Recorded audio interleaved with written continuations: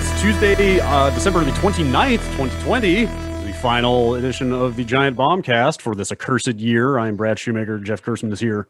Hello. How you doing? Sounding, I believe, powerful is the word we used. Yes. Wow. Yes. Oh, That's no. powerful. Oh, man. Wait, Jan, you were first What?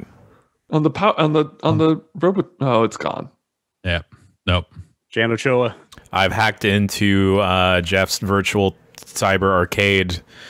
He was black and white earlier, but we've brought the color back in his life. Jan just exuding his natural power. Jason A. Striker. I'm in awe of Jan's natural power. Yeah. I want to stay in his good graces. That tends to happen. Ben Pack. I report to you. Watch out behind you. What? Why? That guy's got a I'm sword. kind of tight in my chair. I can't turn around. That guy's got a sword. What? Is it He's got a sword. It'll be fine. Don't the worry. guy from Smash? Yes, the guy from Smash. Yep. Mario. He's there. He has a sword, and He's a doctor. he is known to use it. I have a secret. It's not actually December the 29th. Don't tell anybody though. If you don't say anything, nobody's gonna But I know. had such a good Christmas. What happened? Yeah. What did everyone get? Nobody's gonna know that it's actually December the 17th when we're recording this. Whoa. I got a new toy truck and a pony Is it, and a subscription to Mystery Meat of the Month. is the truck die-cast metal? You need to share that. No, it's Trucks? plastic. Oh, okay. Well, take the trucks you can get. I find. I always do. I got pistol whipped for Christmas. Hey, happy birthday. It's real. It's like, it's a nice time to get roughed up. That's right. Well, anytime can be if you put your mind to it. Sure. But Oh, it's yeah. especially nice at Christmas. That's true. Exactly. Yeah. Yeah. Give it, yes, an extra little holiday flair to it. Yeah. Yeah, normally, we talked about this a little bit recently, but normally you would be hearing some Game of the Year deliberations right now, but we will be doing those next year. Next year. Whoa. I saw some outlets posting about their game of the year, and then there was some weird disconnect of me thinking like, oh, I thought everyone was delaying their game of the year because we did that. So they'll all do it next year. Okay. Yeah. Suckers. Yes, but yeah, so here we are with a normal Bombcast that we were pre-recording just to have a Bombcast on this Tuesday. I mean, it's just great, because I know a lot of people were really worried over the last few weeks. Like, God, I hope they can consider Cyberpunk 2077 for Game of the Year. It's coming out so late. What's going to happen? Don't worry. It will be considered. Let your fears be allayed. We have plenty of time to think about it over these next couple weeks before we make any decisions. Do y'all remember that one Monday meeting where I was staying in an Airbnb because I was on like a vacation over the weekend? And it turns out that Airbnb was also a music studio, and the guy in that studio apparently was making the music for Cyberpunk 2077. Right. I do remember that. What did you do? And he said that, oh yeah, man, Cyberpunk, like you work in games, right? Oh yeah, you're probably excited for Cyberpunk too. It's coming out 2018, man. Guaranteed, December 2018. Wait, was that really Or 2019. Okay, man. Guaranteed.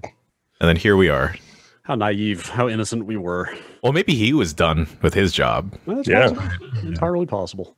Yeah, they wrote that soundtrack specifically to sound like it was written in the 90s. So, maybe he finished decades ago. That's right. Well, I got some old files laying around. Sure. Yeah. Yeah, this is, when we were really into Nine Inch Nails and tried to start a band that kind of sounded like that. Yeah, I got some stuff from that. Sure. Here you go. So yeah, since we are recording this asynchronously or out of order, it wouldn't do to talk about what we're playing right now. But I was thinking, as I type 2021 into Google here. What's up with it? What is that? When does 2021 start? Yeah. I don't think never. We're not going to get there. So I was thinking we'd take a look at what's going on next year as we move into next year. Yeah, sure. But first, thought I'd go around the horn here and just see what's everybody's plans for the break. What are you going to play? What is on your list to catch up on for the game of the year? Jeff, I need to play. I'm going to play some Last of Us 2. Oh, really? Yeah. Okay. All right. I because I didn't play it when it came out, and I'm honestly like I'm not expecting too much from it because of how I felt about the first game, but I feel like I should at least like touch it and see it before we kind of get into some stuff. Looking game, if nothing right. else. Yeah. And they did some PS5 stuff to it, I believe. So I want to say it's got some trigger stuff. I could be wrong, but I thought I was reading that they did some stuff. So I'm curious about that. And the Final Fantasy VII remake. Oh, right. That came out this year. God. Yeah. Huh. Those are probably the two. No, I have not started either of them. So. I've been thinking of platinuming that game. Ooh. I've gone through and done. I was just checking up on my trophies and not too far from that one. I think I'm also close to that too. Nice. Oh wow. Huh. I should really go back and play some more of that. April turned out to be a bad time to stick with a video game. If you're looking for like the other things that were going on, if you're looking for a good point in that game, I think the second kind of like hub world, I think it's chapter 8, where you get to Jan, the one where you get the side quests to fight those little fucking robots that just completely kick your ass. Like second slums that kind of it has like the school and stuff after you find Aerith. Oh, is that where we did the quick look? That little like little village, with the Moogle boy. Yeah, that's like I feel like where that game really kind of opens up. And if you're at that point, and you're like, I'm not feeling this. I don't think your opinion's going to change much after that. Okay.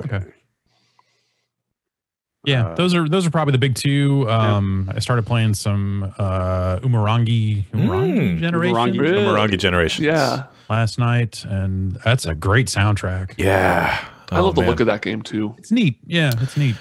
I don't want to spoil Game of the Year conversations, but I think there's a better photo taking game than Umurangi Generations. Oh, well, it's I guess similar, and I think it's almost unfair to compare them, but I kind of like Sludge Life more than Umurangi Generations. I gotta check out Sludge Life. Sludge Life is worth looking at for sure. Yeah, I think it's still free. Wasn't it supposed to be free for like a year or something? I think on Epic. That's right. It might still be free. Sludge Life is neat. I kind of fell off it, but it is also cool. Life. Yeah, I don't know that I need like Umurangi Generation definitely has like you're unlocking telephoto lenses and all this other stuff. And I'm like I don't know that is what I need. I don't need to set the focus. All that much. You're about that AF. Yeah, no, yeah. It's real photographer's baby. Exactly. I'm autofocus AF. Sure. Jan, you got anything on your agenda? I'm still thinking about trying Ghosts of Tsushima. Okay. I was kind of like waiting for Ben's expectations on it, and Ben seems really high on it. Yeah, it's pretty good. I don't want to oversell it. It's definitely neat. I'm interested to hear where he lands on it because I think they're like mid first island in that game is super strong, and then like I feel like a lot of people hit a wall eventually, and I wonder if he'll end up. I'm halfway through the second island right now. Okay, you're past where I fell off then. I have a little fatigue for sure, but like I'm just trying to mainline it. Okay. Well, so I guess that might be the way to play it. Yeah.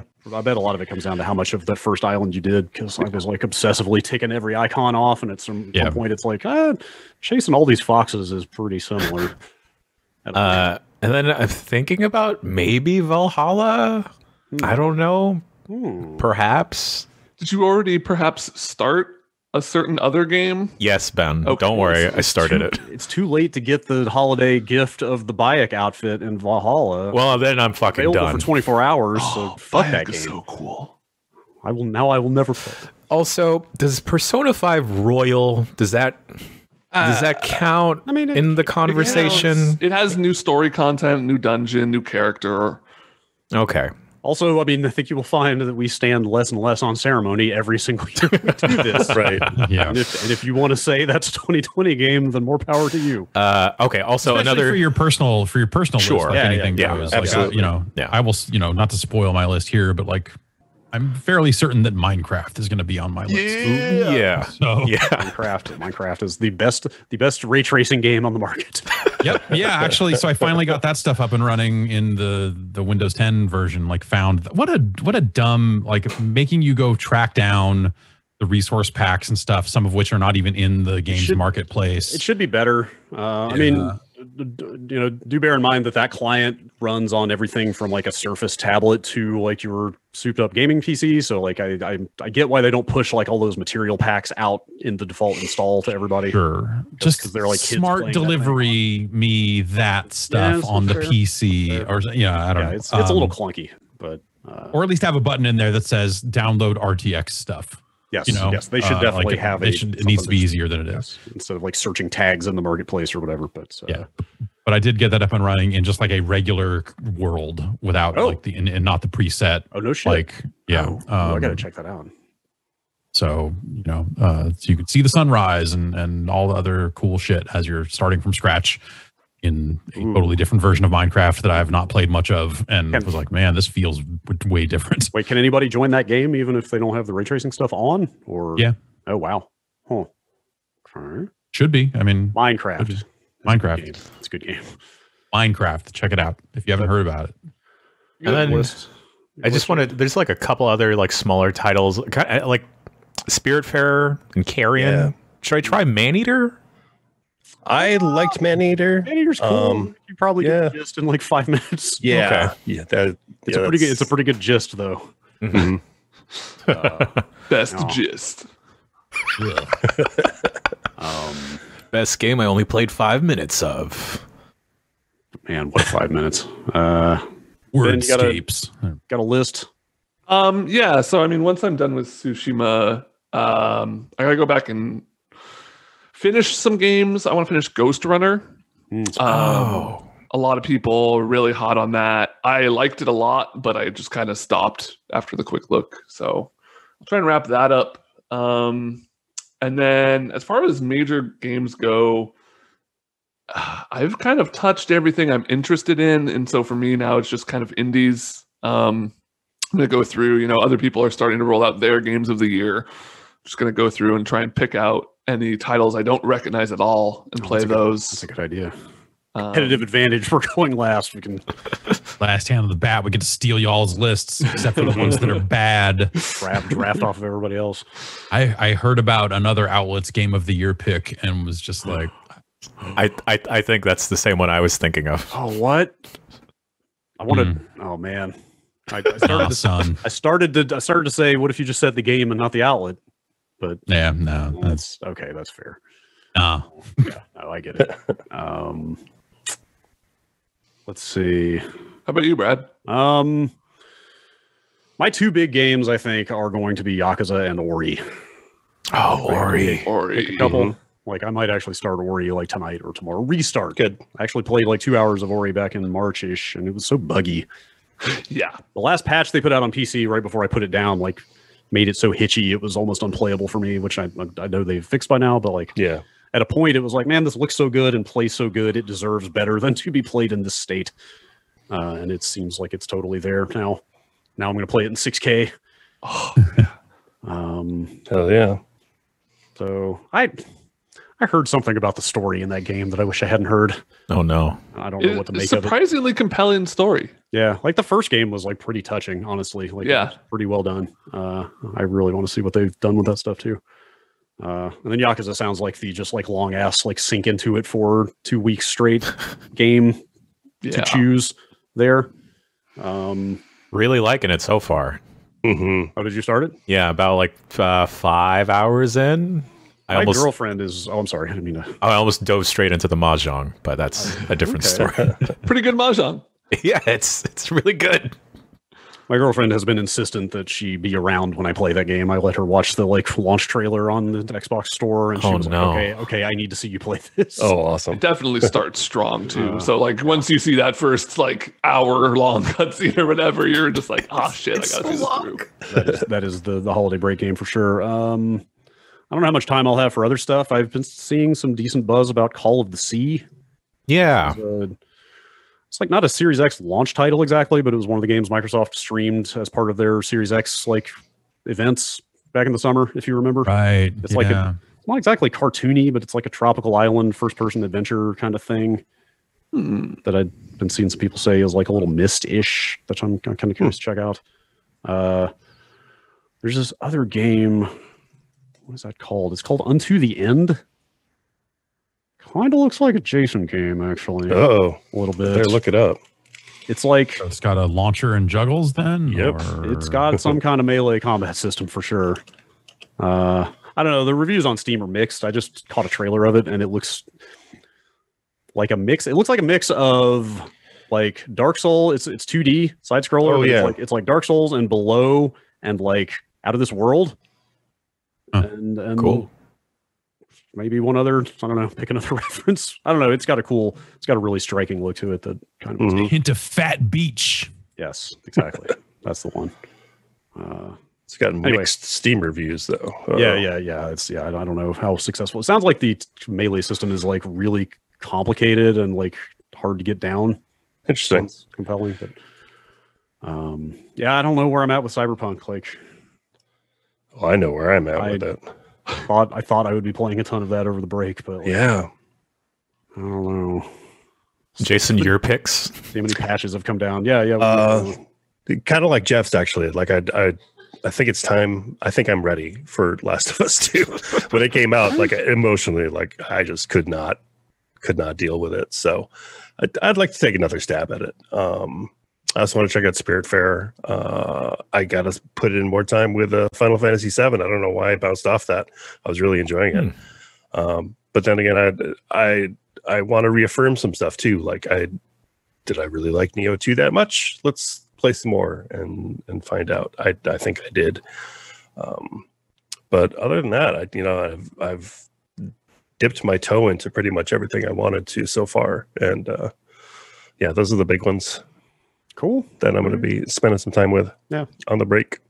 It's nice to have a little extra time to actually play the games. Yeah. All right. Well, I've got this 2021 in video games page in front of me. Oh boy. I thought we might look over this a little bit and see what's going on in the year to come. I already know my most anticipated game of 2021 is the same it was for my most anticipated game of 2020 because Guilty Gear Strive got delayed. Halo Infinite. Was that supposed to be out? Yeah, originally it was going to April. come out this year. Oh, April 9th, this says. Oh, Yeah, it's April. As of right now. Let's see here. Scott Pilgrim versus the World, the game complete edition, right at the top of Complete January. edition. Wow. sure. I'll play that again. Sure. I feel like I'm going to play that again just to like double check because I disliked it so strongly when it came out. Yeah, it would like that game made me angry in a congratulations on making a worse River City Ransom. Like this is like who the fuck would want to play this when you could just play River City Ransom? Turns out lots of people. Turns out idiots and morons. This guy. Should just play River City Ransom. Yeah. If you like video games, Combat's I recommend worse. checking it out. Anyway, yeah, I kind of want to go back to that and give it kind of a fresh look all these years later to see if I was wrong. There's But something just like kind of Probably novel not. about this like long lost video game suddenly coming back, you know? Like it's been it's not. I mean, well, I mean, I know anybody that yeah. owned it could have downloaded it. It's not like there was no way to play it, but it was kind Right. of, you know, it was kind of missing in action for some years, and that's like a weird thing for a game to be. Let's see. What are the actual big games in January here? I mean, Hitman 3 is kind of the Oh.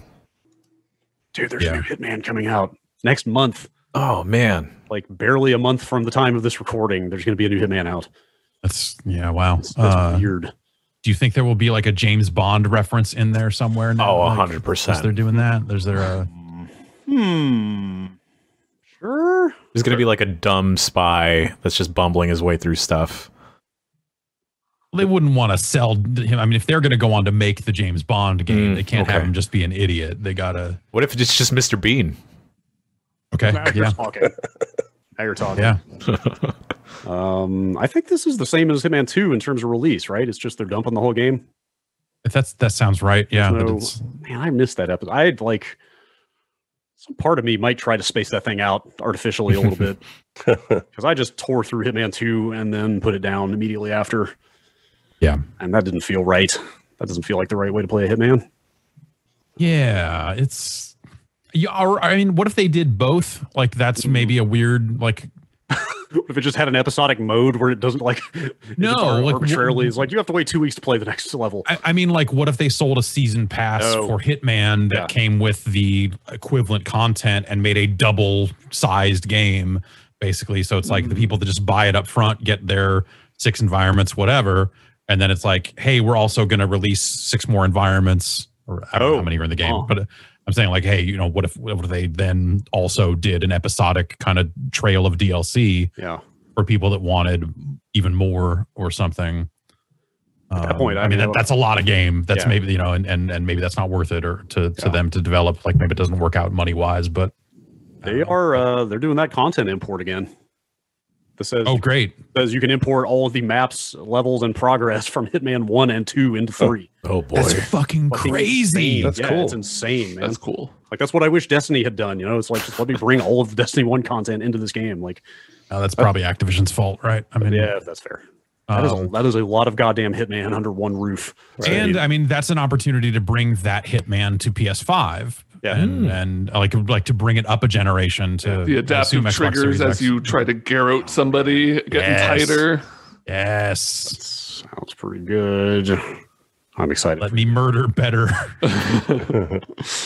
Also, I've said it before. I can't believe I care about the story of Hitman now. Yeah, fucking Hitman 2 ends with an insane reveal.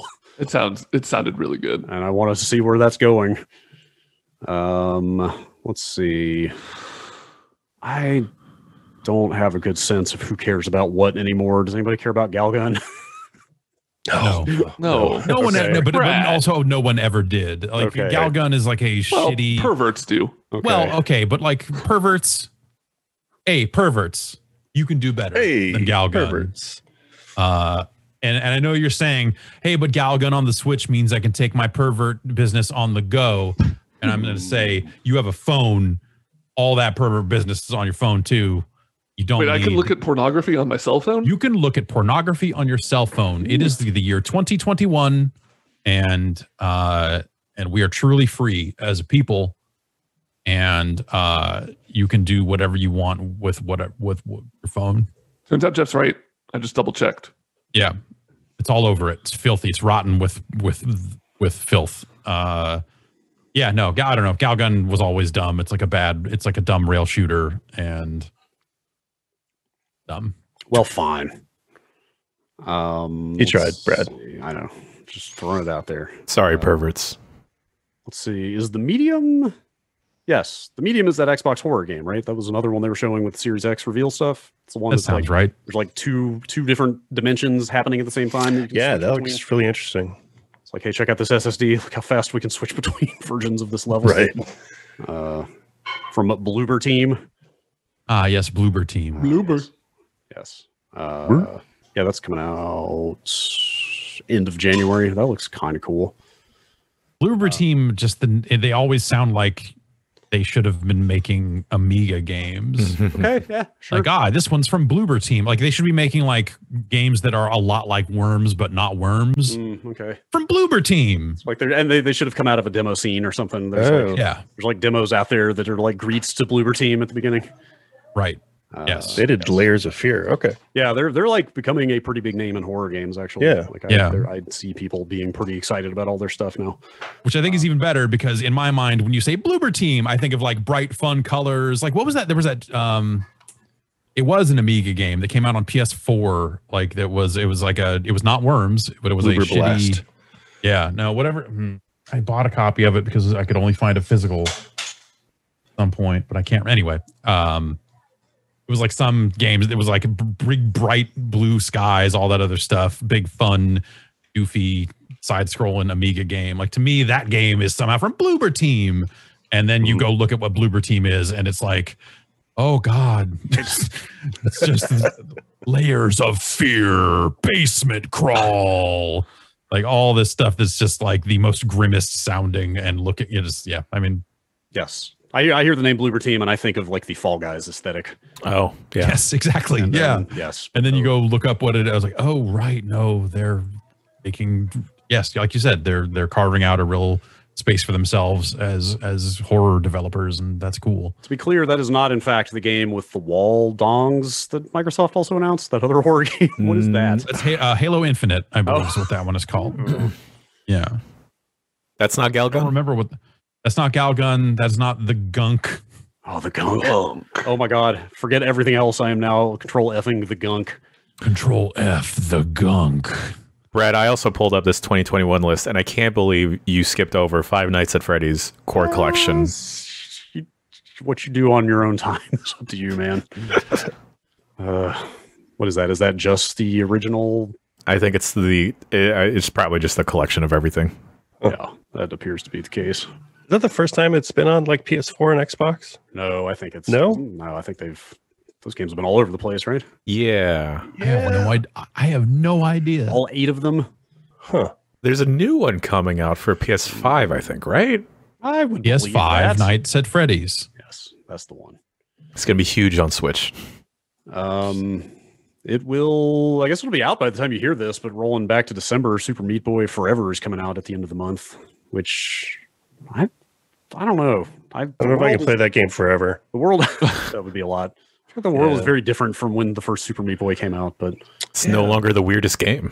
Oh, it might be. Who knows? Yeah, who knows? I want to. Does anybody else play that game? Super Meat Boy Forever. Meat Boy? I played it at an E3. I was going to say, you and me at that Microsoft event that was there, wasn't it? It's a runner, right? I was going to say, that's what I was going to say. I think it's an auto runner. I think the Meat Boy just runs now. Oh, forever. It's that's not the thing. Yeah, but I mean, like, that isn't my favorite format of game, but Meat Boy was pretty revolutionary for something. So maybe they can do something with that genre that we haven't seen before. Yes. If anybody could make that kind of game interesting, I would trust them to do that. But I guess we will know soon. Let's see here. Outriders is coming out beginning of February. That game that we did that EX. Yeah. No, I'm sorry, it was Unfinished with had been played a while back. Oh yeah. It's kind of like a Gears active Division style loot. Yeah, like aren't they? They're trying to take the tack of like, don't they have a tagline that is basically just like cover is for cow? Is that literally the tagline? Is it cover is for cowards? I mean, it's people can fly, so that sounds exactly like something they would say. Which, all right, I don't know. The attitude of that game is not the best part of it, but actually getting my hands on it and playing it, I was really pleasant. It looked really cool. Like I definitely came away from that going like, yeah, I'll check that out for sure. It looked like it played really well. I didn't get much from the art. It seemed like kind of generic, pretty generic, generic grungy future sci-fi-ish. So it does do the thing of having your characters look like your characters and wearing all the gear they have during cutscenes, which I appreciate. That's good. Okay, good. Let's see here. Oh gosh, Little Nightmares 2. Oh yeah. Super Mario 3D World plus Bowser's Fury. Oh, I'm excited for that. I never played 3D World. Oh, that game is so good. That game is like, well, started to say highly underrated, and then I clicked through this list of review scores, and it's all 9s and 10s. But but like when people start talking about the best Mario games, it's not one that you often hear. I would put it up there for sure. The soundtrack is incredible in that game. Also, the game's got a zest for life that I appreciate. I do like the music. I have listened to the soundtrack. It's good stuff. Gosh, not a ton here at all. I mean, if you think about it, like think about how this year went with like games getting delayed and weird. So there's a bunch of games that got delayed into next year that might not have specific dates in some cases, but also just situations where like we will have this like development log jam of everyone is finishing up their 2020 games and not necessarily working on. Yeah, well, it'll be curious to see what the knock-on effect of that stuff is. Yeah. Like usually most of those games that got delayed would have gotten like Q1 dates, right? It's like, oh, it's delayed 2 months into February or March. Yeah. It'll be out by end of fiscal. Right. And instead, it's just a bunch of games with no release date now, unless you're Halo Infinite. Well, yeah, but even that's window ways off. Yeah. They're gonna bring Persona 5 Strikers over. Finally. Yeah. And, turn the Muso crank. Yeah. Right. Basically, keep turning it.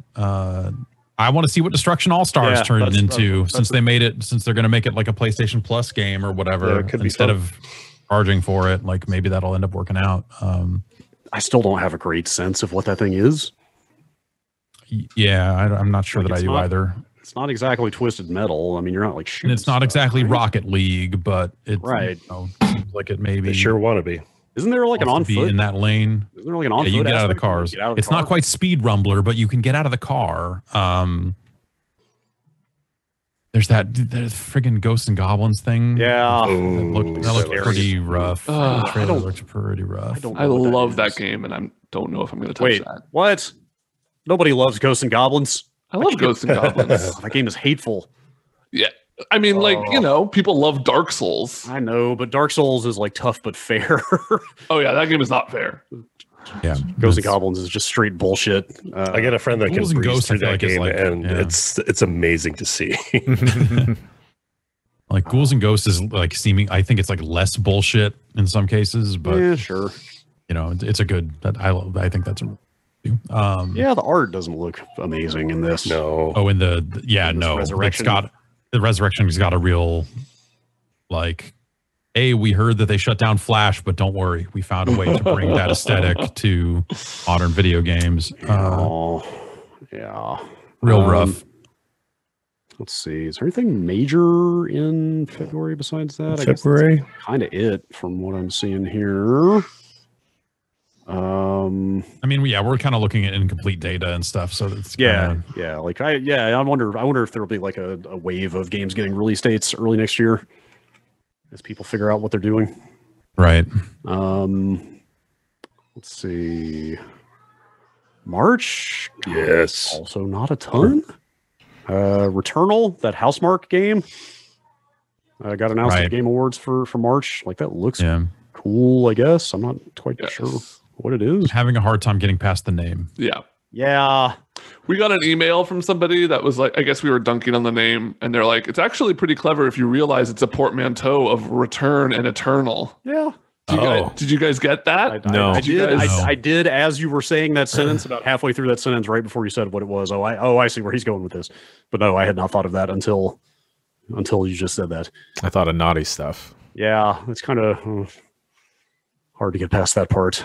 I don't know, and it's not. This is like I'm just confirming. Okay, yeah, this is totally not the battle royale game that Housemarque also announced.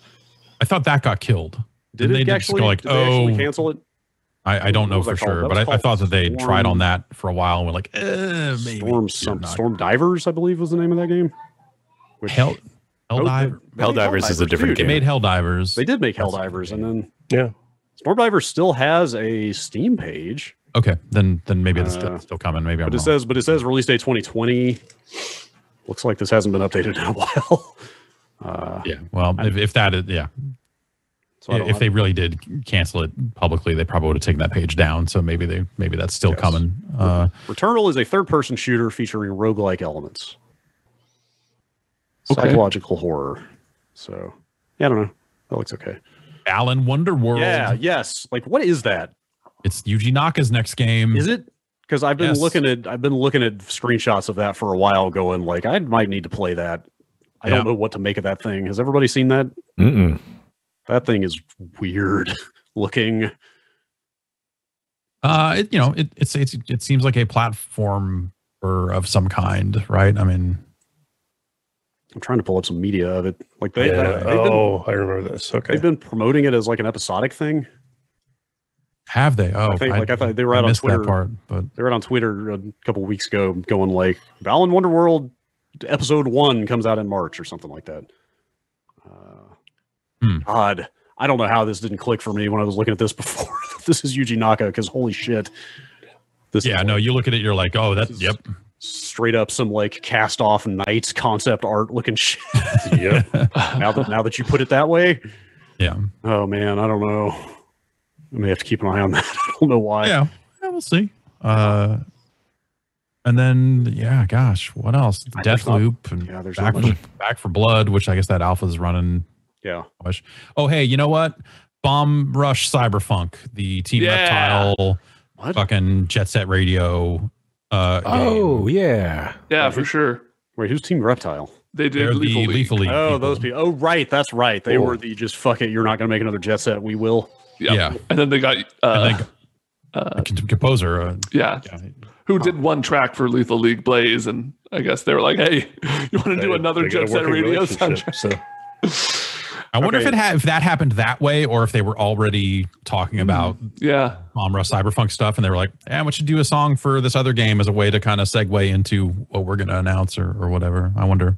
All right, yeah. So April through June, there's not a ton. We did not do Monster Hunter Rise like that. Wait, I am excited for March. that. We already know the smell of the game, so we can talk about Monster Hunter. God damn it. Oh, I'm sorry. I completely glossed over that. It was right next to Terminator Resistance Enhanced. It got sucked into That's understandable. It got pulled into the event horizon of a You can have two puppies. As soon as, okay, that's pretty good, I guess. Yeah, it's really good. Wait, you can pet them both. Not cats? Puppy? No, you can have cats too. Oh, if you want. Can you have one puppy and one cat? Yes, you can. Okay. Monster Hunter is about choice. Yep. Is this more like the classic? Is this like a Monster Hunter classic and not a Monster Hunter World? Is this like old style Monster Hunter? That's the vibe I'm getting. Kind of, but like a little bit of Generations as well. I don't know what kind of quality of life enhancements they're bringing into this, but the combat's going to be sped up. It looks like cool. So it'll be a little more arcadey, a little more flipping around and getting all crazy like. Oh, that remake of the first Nier is coming out in April. Is anybody going to post Nier Automata play the original Nier? Yeah, but I'm just going to do fishing to see if they. Okay, that's the right call. That's such a weird situation because weren't the PS3 and 360 versions of Nier pretty significantly different? Yes, they were different. It was in Japan, I think they got both, but it was you either play as the dad or the sister, or they're fairly different things. Huh. Like Nier Replicant and Nier Gestalt. Oh, so this is Nier Gestalt was the other. So this is Nier Replicant specifically is the one. Yes. What a weird thing. All right, I'm going to move past the calendar stuff and just start scanning this list of games that don't have dates. The gunk. Well, I am excited for Guilty Gear Strive in April. Yeah, for sure. Yeah, Ghostwire Tokyo. Yeah, absolutely. That might actually be my most anticipated game for next year. Really? I love the aesthetic of it. I love they showed that one trailer that kind of gave a vague BioShocky, you got powers vibe. I really liked Evil Within 2. Yeah, that game looked better than I expected when they showed footage of it finally, to be honest. Yeah. Oh, that's right. That they pushed Far Cry 6 out of Q1. That was originally supposed to be early next year, and they pushed that off. So I thought, does that not have a date anymore? I don't believe. I think they just it was one of those earnings call pushes of we've pushed it into this fiscal window. It was that and the next Rainbow Six, right? Yes. Siege Quarantine, which they still have not renamed. It keeps getting pushed back. Yeah. Need to push it back until quarantine is over so they can. They have to change that name, right? Quarantine? There's absolutely no way you can. I don't know. Evokes such a I don't know. It really evokes negative, an immediate knee-jerk reaction from me hearing the word quarantine and thinking about quarantine. Couple extra delays and better than expected vaccine distribution, and they might thread that needle. I don't know. Yeah. Yes. I got excited for a sec because I saw the Super Brothers game on this list, and that's not to say I'm not excited for it, but I thought it said Jeff the Far Shore, and I was like, finally, my story can be told, but it is Jet with 2 T's. Right. Ooh. Oh. Wait, is that Sword and Sorcery Super Brothers? Super Brothers, yes. Is it really? Yes, Super Brothers is making another video game. Yeah. Wow. I bought. Yeah, weird, right? I bought Sword and Sorcery at least once, if not twice, and never played it. I don't know. It's if cool. By 2011 mobile game standards, I'm sure it was pretty cool. I don't know how it would hold up now. But let's see here. That Mass Effect remake is coming. Yeah, I've been thinking about that. I don't know if I can play that. I would be very happy to look at it and see what's up with it. Maybe the idea of like playing through all 3 Mass Effect games, like I'm not in that space. That doesn't sound like a good time at all to me right now. Also, just from a straight up free time perspective, I don't know if that's realistic, but like, sure. I just there's a part of me that could not handle it if I went back to Mass Effect 2 and found it lacking. Oh no! If I were to find the Mass Effect 2 has aged poorly. I don't think you would find that. I mean, I don't know. Even Mass Effect 1, I feel like can be revisited and be like, oh, they had some really fucking cool shit in here, some good ideas, and also just the story into, I'm sure, will hold up. Yeah. Like, doing all those loyalty missions, just walking around. But the biggest game scheduled for next year is Alex Kidd and Miracle World DX. Yeah. Digimon Survive. I'm sorry. Phantasy Star Online 2 New Genesis. Oh. I was going to say, stop talking over Jeff so he can tell us what the game is, but we need to keep Phantasy talking Star over Online Jeff. 2 New Genesis. It's a new Genesis. They're making a new Genesis. Sega is making a new Genesis. Did we ever figure out? Headline, Sega to make new Genesis. Did we ever figure out for sure if that's an actually new game? Yes, it is. So even though it is literally called Phantasy Star Online 2, is it actually Phantasy Star Online 3? No, well, so I think it is going to pull your characters in and some items, but not all. And it is going to be, I believe, new content and a new gameplay experience that they are rebuilding. But structurally, it is at least in the same vein. I mean, if you think about it, PSO2 is like a really old. Basically, I think instead of making a new episode of the game, because I think that they're up to episode 6 in total. I don't know what the last episode they did in Japan is. So they've been rushing through episodes here in North America. I think episode 6 actually just came out to get to a point where they can just have New Genesis roll out kind of worldwide or something like that. And instead of just making it, hey, it's a new episode in the same engine, they're overhauling all of that other stuff too. That would be cool if they actually got like worldwide versions in sync. I think that is part of this, but I'm not positive. But the gist of it is, as I understand it, is like, yeah, they're gonna largely remake the game in a way that like people will probably be like, oh shit, now I need to buy cosmetics all over again because these ones didn't come over. But some do, some don't. Yeah, it's I'm not 100% clear on it because they had to put out a big fact the day after the announced it, being like, what the fuck is this? It's always a good sign. And yeah, but I did not play quite as much PSO2 as I thought I would when it came out here, but I still played quite a lot of PSO2. I wonder if it's really going to put off the whales that, you know, that they're not going to be able to import all of their stuff. Do you think they'll... Think about it.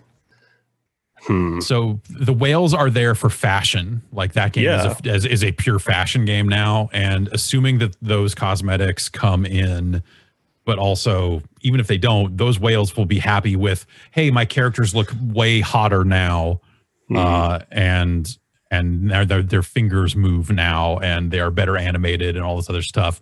So now here's more hundreds of dollars to dress up like Persona characters or whatever else. Jeff, do you know any mag whales? I don't know. No, I don't know any mag whales. I think there's a space whale. Yeah, mag dolphin. Yeah, you get a mag katana, my Dreamcast. He's definitely looks like my mag looks like a Dreamcast, so there's that. Speaking of Sega, I'm just gonna say this one more time. Alex Kidd in Miracle World DX. What? I'm not even necessarily gonna play it. DX, like he's crotch chopping and shit, I just think it's insane that they are making a new Alex Kidd game. Alex Kidd is the newest member of DX.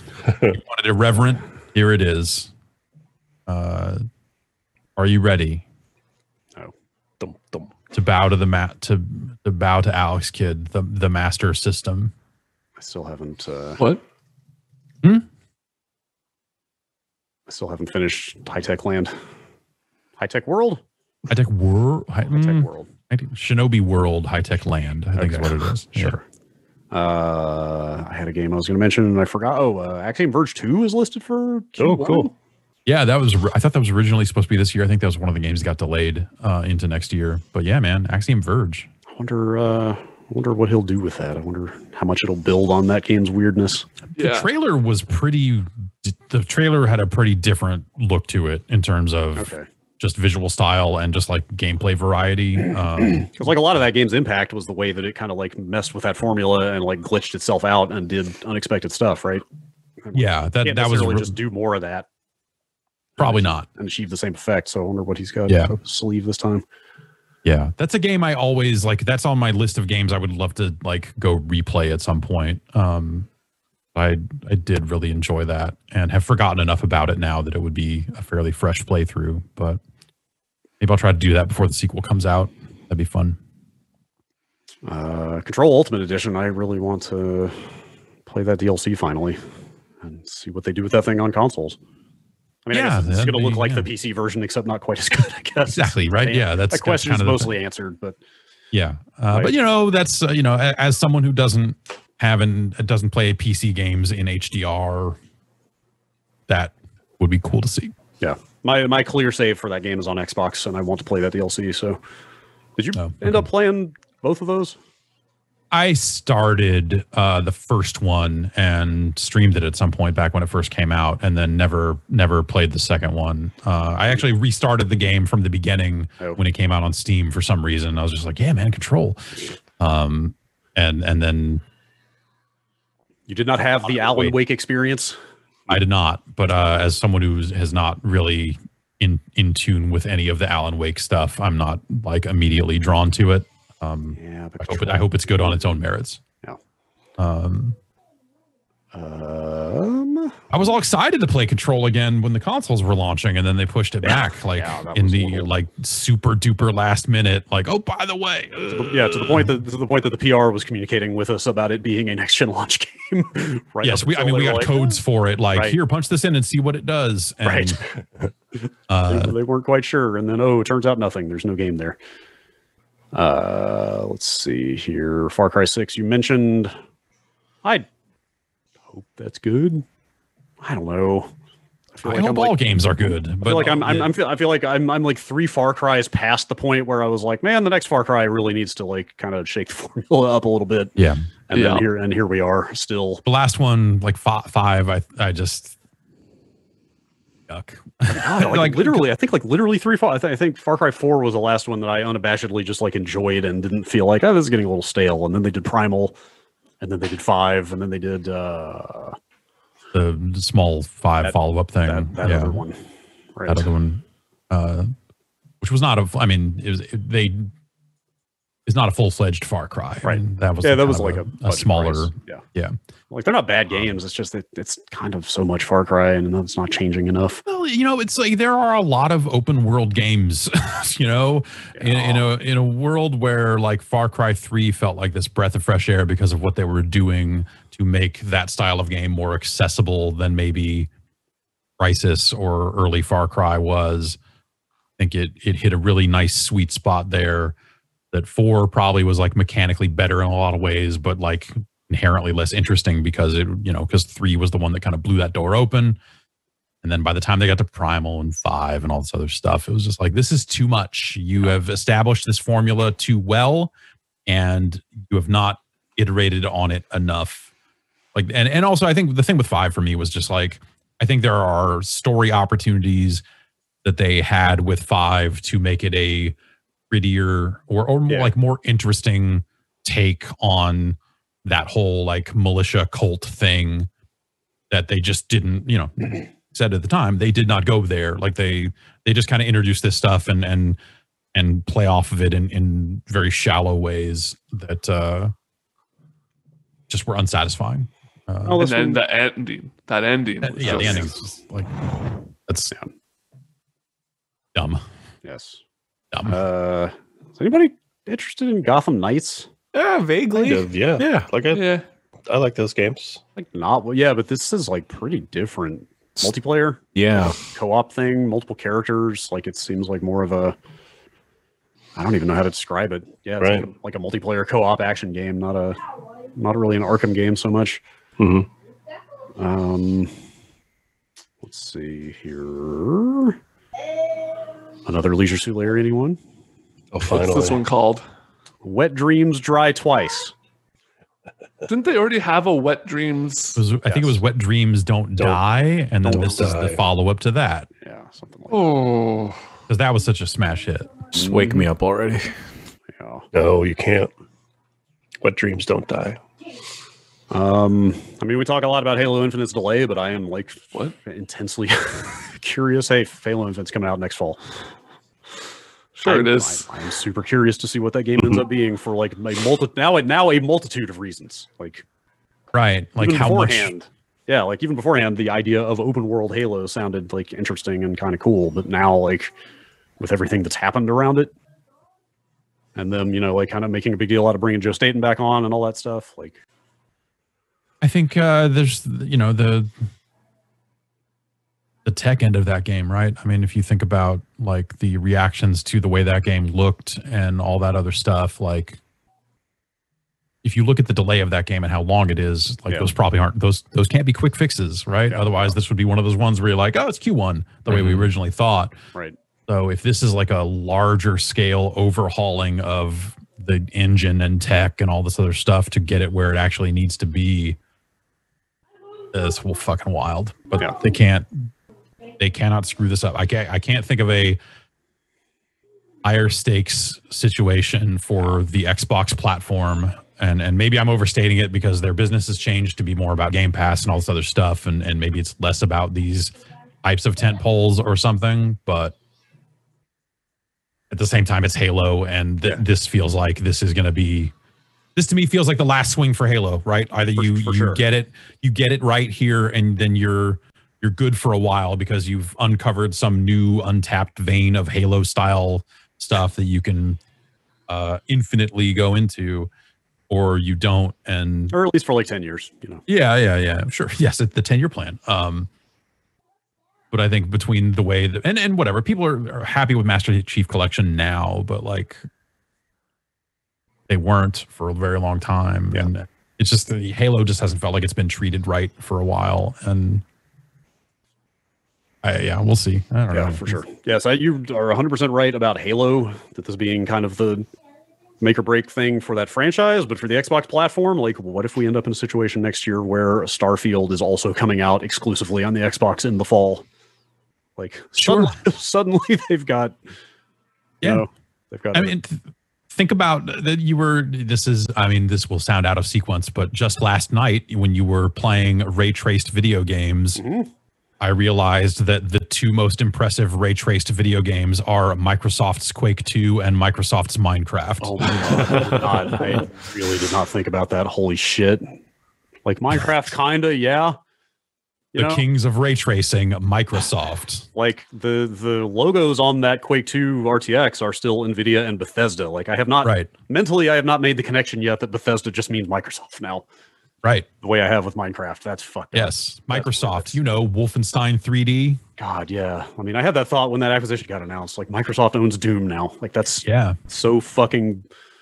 Replace Hover in Windows 95 with Doom now. Like that Doom is now the game packed into Windows. I mean, fuck the Windows screensaver that was just the like Doom looking or Wolfenstein looking 3D hallways and stuff, and just put Wolfenstein as a screensaver in Windows now. What are we doing? My M-rated screensavers. Wolfenstein can be the Excel Easter egg from now on.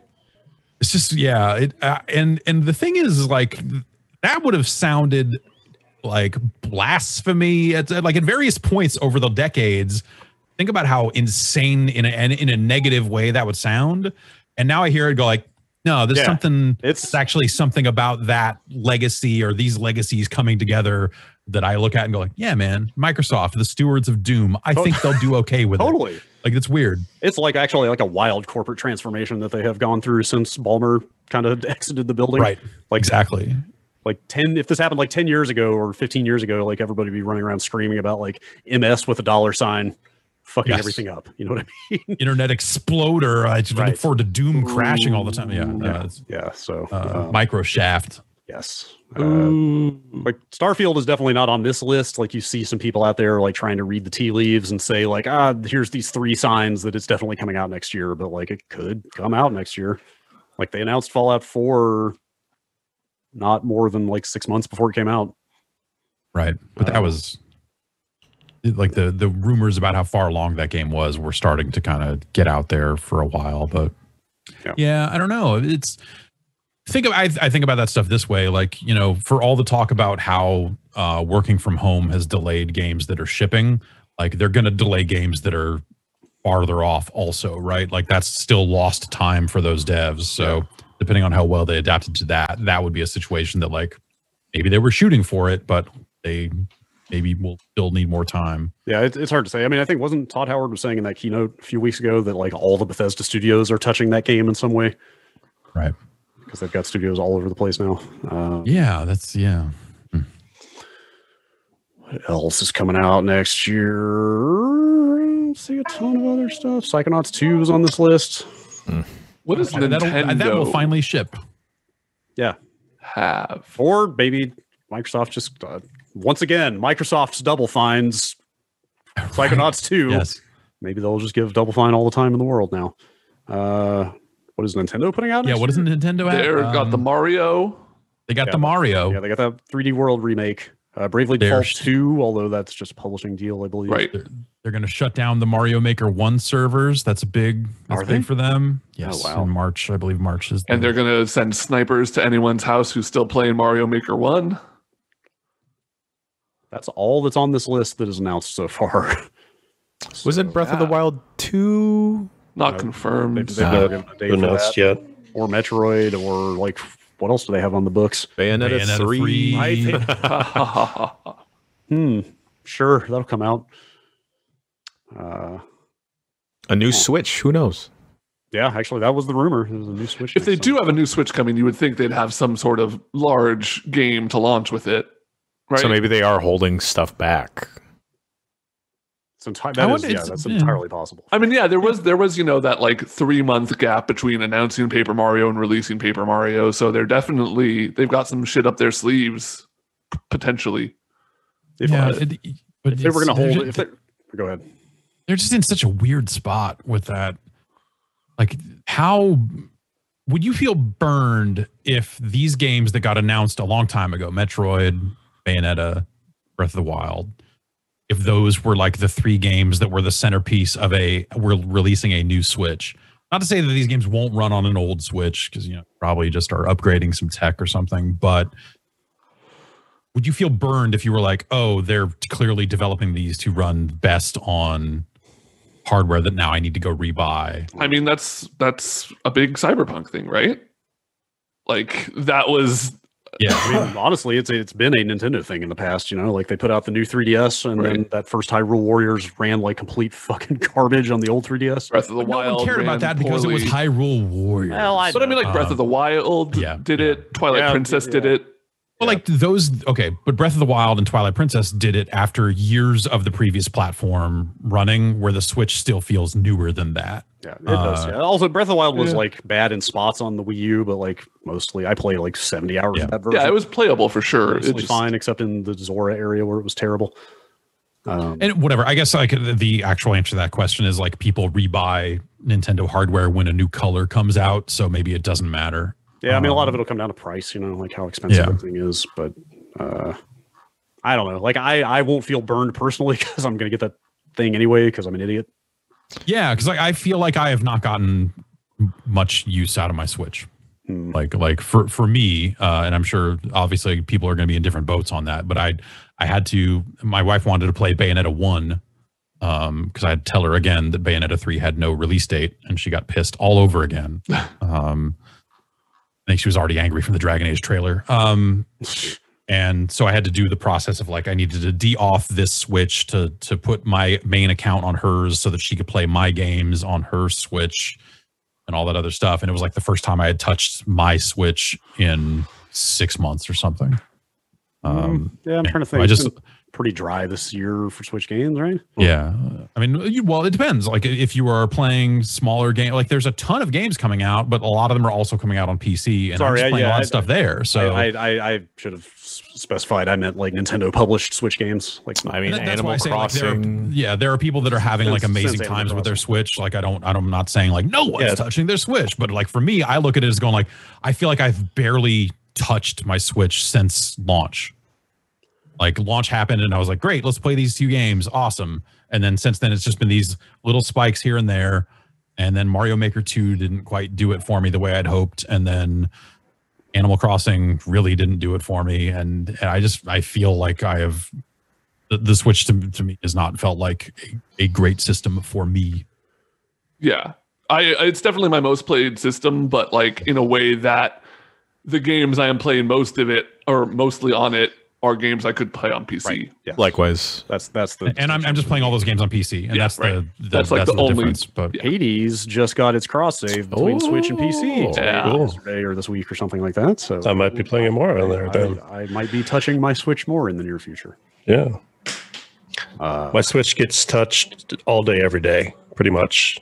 Not necessarily by my hands, but by my son's. And yeah, he's playing Mario everything, anything, and mostly first party stuff, I guess. Let's see. Sure. You want to take a quick break? There's a few more games here. There's kind of a handful of Sony published PS5 games to talk about, a couple other things, but why don't we sit back for just a second before we get into that stuff? We'll be right back. So yeah, as mentioned before the breaks, Sony's got kind of a busy looking year next year. Okay. Hope so. Got the Horizon sequel. Oh yeah. Horizon 1 Dawn. Yes, that's the one. Yep. God, what is that thing? Forbidden West?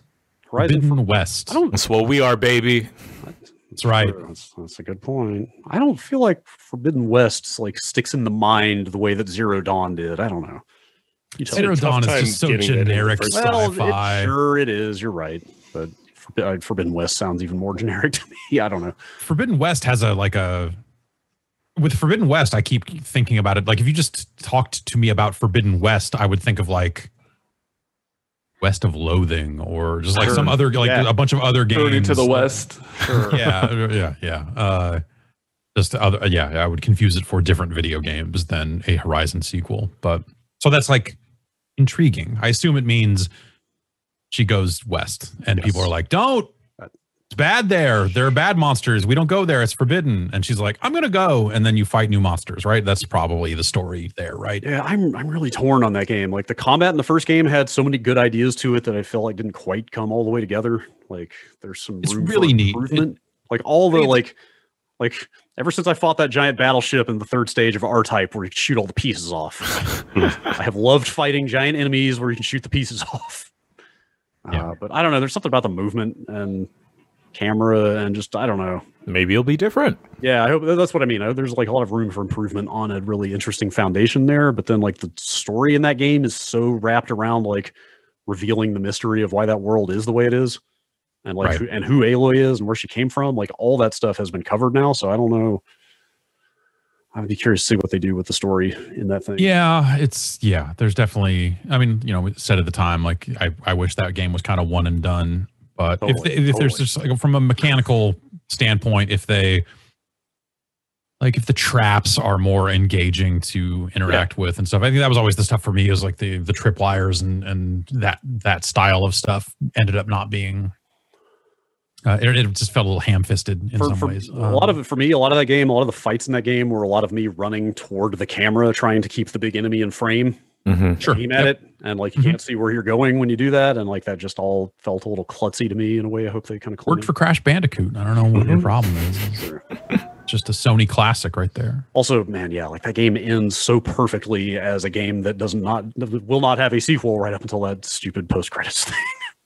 Yeah, and like the thing that opens back up isn't necessarily something that I like immediately intrigued by or demand. I must engage with this. I must know more about this guy. Like it's just So whatever. I trust that they can find an interesting new story hook. Yeah. And if they take it out west, then I don't know. Maybe some characters will say hella more when you get there. I would believe it.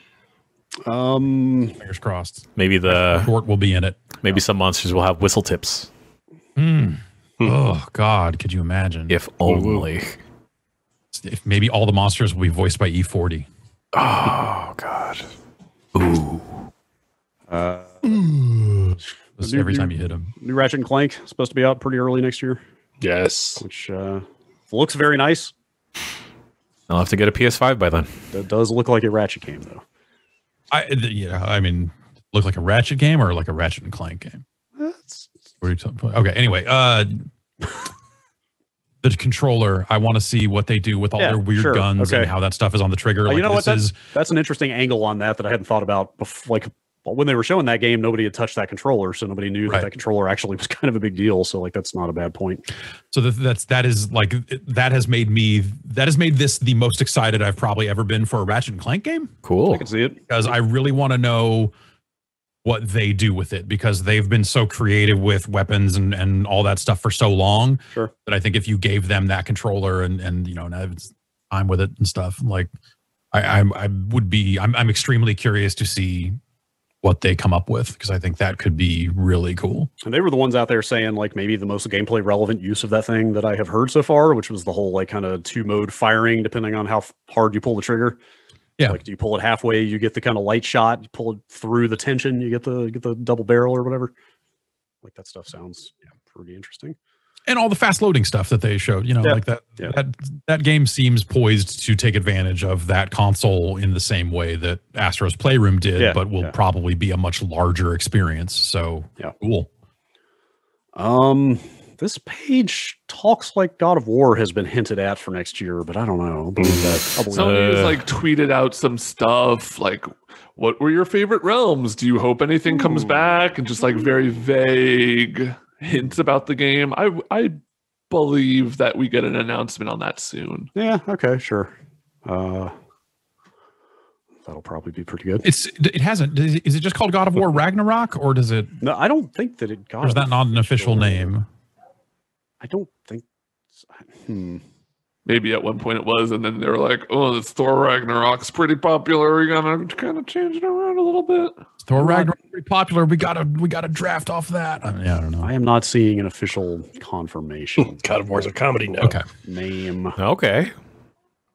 Okay, I guess that was something that it was because it said it's because the trailer said Ragnarok is coming. People took that. Okay, people just ran with that. Yes, I believe that is the case.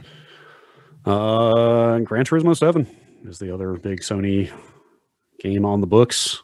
Gotta do cars. The wheels must be round. The wettest, roundest wheels this side of a PlayStation, Xbox. What about seasons? Y'all got seasons? Oh man, fuck no. Copyright. Change everything, so I hope so. Yeah, I want the wettest rubber. The end of that sentence. On the iciest roads. Yeah. It's people liked that last Gran Turismo game. People who take racing games more seriously than I am capable of liked that Gran Turismo game more than I ever will. But the stuff they showed, that last footage they showed was like, looks really nice. It did look quite good. I think RE8 is the only other game I really see here that's like a huge deal. Oh, Village. Yes, Village? Adage. I don't even know how. I still don't know how to. Resident Evil Village, is that the official title of that? I believe so. The way they styled the title, I don't know how to read that. I'm looking forward to that game. Yeah. I want to fight a werewolf. Y'all see the Wolfman? Yeah. I should play through 7 before that comes out, because apparently it's a direct sequel. Werewolves and witches, baby. Like, I don't know. It's kind of weird for Resident Evil to get all weird and supernatural, like classic monster, instead of just like lab experiments gone wrong forever. Well, if they do lab experiments, like if it is like, oh, the T virus infected a dog. Is that where the witches and werewolves are? Yeah, and now we've got a werewolf. The witches, I don't know about. I don't know. Yeah. Is any of that a factor in 7? Any kind of umbrella? I don't know. Kind of T-virus? That's all gone, right? Or is it? That game has been on my backlog for a very long time. I should know this. I don't actually know. I remember there being syringes. I don't remember if they're obliquely umbrella branded, but the ending, you got Chris popping out. No mention of Wesker though. Yeah, I think Chris is in the DLC for that game as well, if I'm not mistaken. Oh, I might play through the game on the PS5 actually with the VR. Oh, do it, Brad. See how that goes. The VR is actually pretty good. That was the big VR. My girlfriend played through that thing in VR and it changed her, I think. There's some audio floating around on the internet of that's yes, really something. All right, that's like some games coming out next year. The Gunk. The Gunk. The Gunk. Gunk. The Gunk. I hope the Gunk comes out next year. Oh, the gunk will come out next year. If the video game comes out or not, I can't say. If Galgun is coming out, the gunk is coming out. The gunk is coming soon after. That is fair. Gross. Yeah, that studio has yet to make a bad game. All right. Let's move on to some emails. Yeah. Ben, you're on the V-mails this week. Yeah, this week instead of B-mails from Ben, we get B-mails. Yes, I have wrested back control for a week, so this week we get emails and V-mails. Let's. Wait, Vinny's coming on? I don't have a ton of emails here, so let's just go through a handful of these, and then we'll move on to those voicemails. Bombcast@giantbomb.com is the address. Here is an email. This can't be his real name. Ooh. Fungo Bungaloid. That's probably yeah. Is how this was signed. Viral cat. 2020 feels like an inflection point for the movie industry. Studios have been forced to quickly pivot to streaming services in what feels like an accelerated repeat of the last 10 years of the music industry. While this is great for consumers, it sucks for retailers, media, and for all but the largest content creators. And now this trend is also overtaking video games, with streaming or subscription services becoming much more common. Like movies and music, it's transitioning from a broad and diverse industry to a commodified community where the rights holders aim to control the whole ecosystem and shorten the path between them and your wallet as much as possible. Given all of this, I guess my question is, are you at all optimistic about the near-term future of the games industry as a whole? Yeah, yes, definitely. I mean, I think that the nature of ownership will continue to change and all that sort of stuff. But I mean, if you look at, I mean, there's still Steam. We still have open platforms like the PC and all that stuff. And there are places for independent developers to put things out and still get it in front of people. Like, it's not necessarily like, oh, indie developers over here and they're selling tens of copies, like there are still teams that are, over the last 5 years, 10 years that have come into prominence and done really big stuff. And I think that'll continue. So I think if the thing I look at is the big games space, the AAA, whatever you want to call it, like the nature of that industry or the nature of that corner or aisle of the industry is changing. And this is different than the thing people have been worried about for a long time with like, oh, every game must have multiplayer now. The single player game is dying. Like, no, well, it might just shift in terms of how they present that to you, because if they can make a single player game and have it be part of a subscription service, then they still have you for the subscription service. And that might be a thing that helps with single player games in the long run. But if you ask Sony, the single player game doesn't need saving at all because they're doing quite well selling single player games to people for $60/$70. I think the near term, like I think the course of this generation, the course of this era of console, like I don't foresee I don't think the bottom's going to drop out.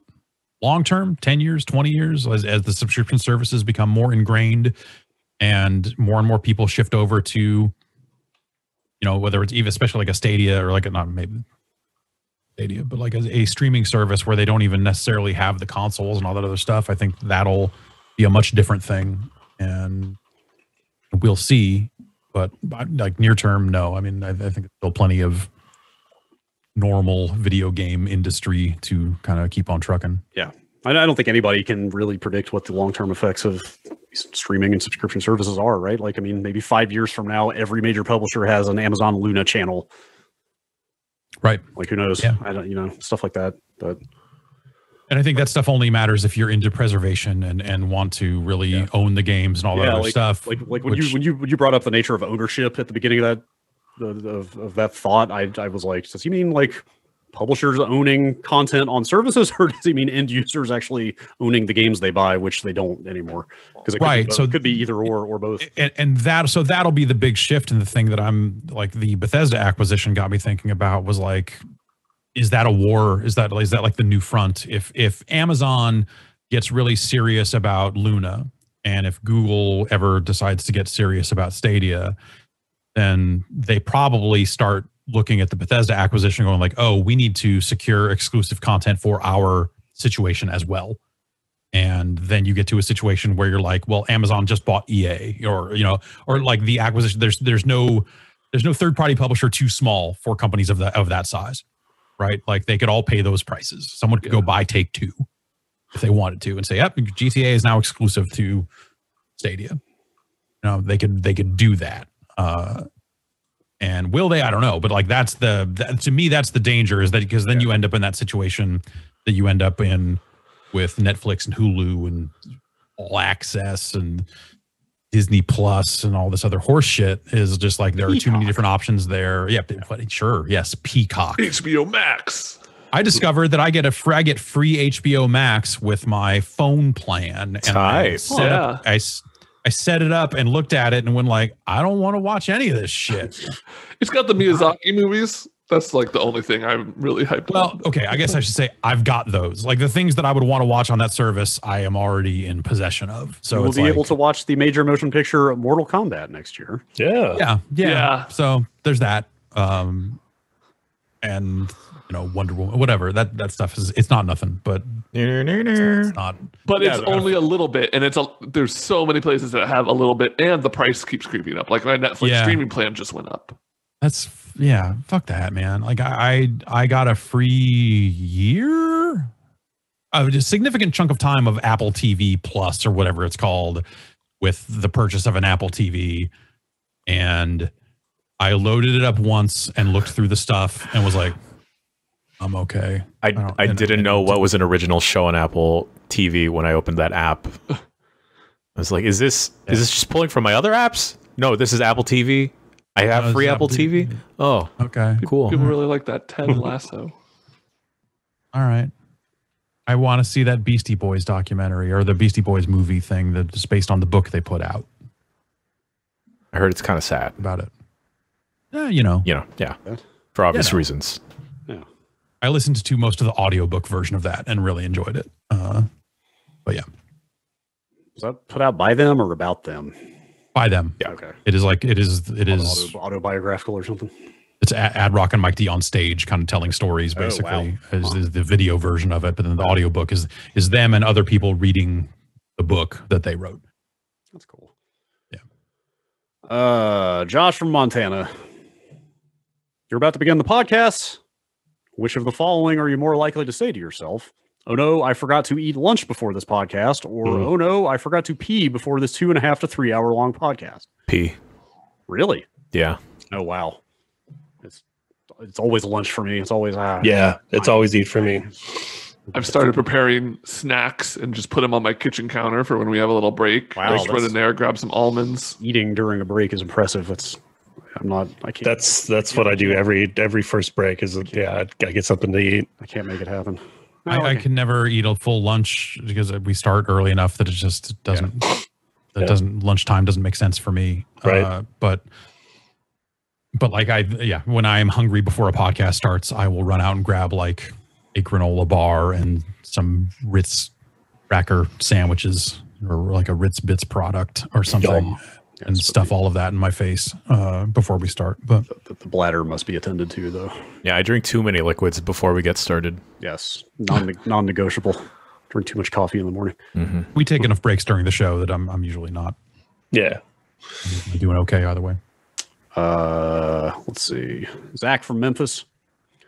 You were suddenly cursed with a blanket that is forever too small for you for sleeping. It's wide enough, but will always be too short. Such that part of you is always exposed. For example, covering your torso, but legs and head exposed. Covering the top part of your legs. So a blanket, then. Yeah, so just a normal blanket. What part of you do you forever sleep with uncovered? Feet. Yeah. My feet. Yes, feet. For sure. Feet is. I have like no feeling in my feet anyway. So it's fine. Nice. Convenience. Plus, you can always wear socks. Yeah. Yeah. I don't know. The monsters will get you either way, though. It's true. True. I always find the feet to be like a good exhaust port when you're too hot. There you go. Yeah. You can it's like a little heat sink there. It's weird. We got a new comforter and it gets way, way too hot. It's like too good of a blanket, so we have to run the ceiling fan on low now. Otherwise, it gets too hot under the comforter. Ugh. Get one of those vented mattresses or something that keeps you cool. Like, a gamer mattress. A gamer mattress. Let's see. it Josh? smells like Mountain Dew. What are these Doritos crumbs in my mattress? You know where they came. Why is it vibrating? You know why it's vibrating.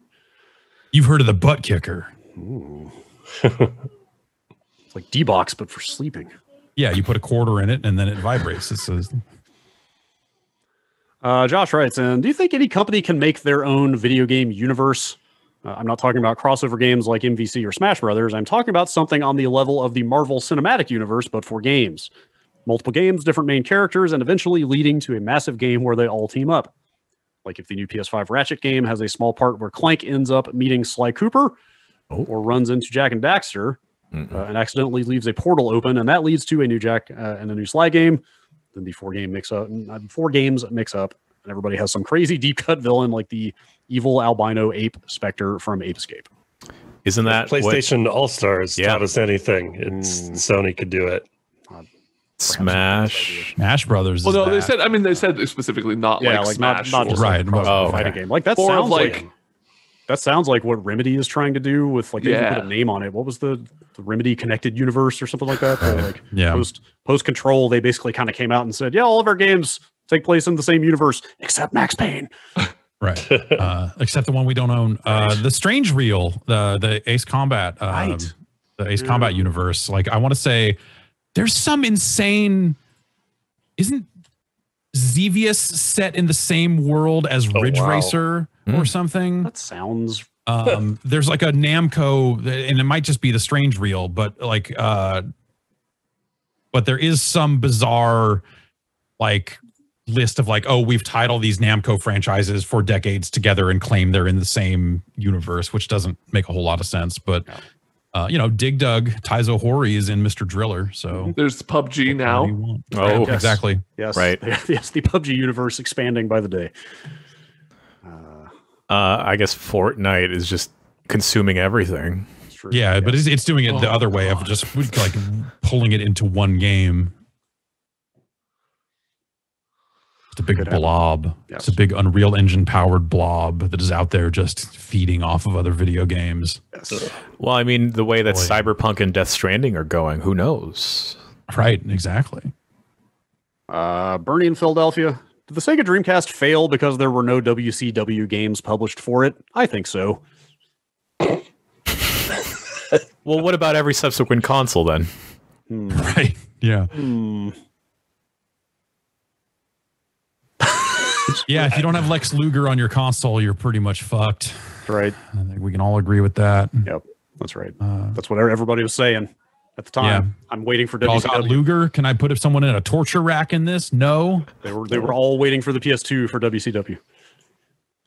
Yes. They didn't even make it that far. WCW was gone by PS2. Nice. Oh. Let's see here. I had 2 chess emails and I've lost one of them. Oh, here it is. Thank God we have Grandmaster Ben here.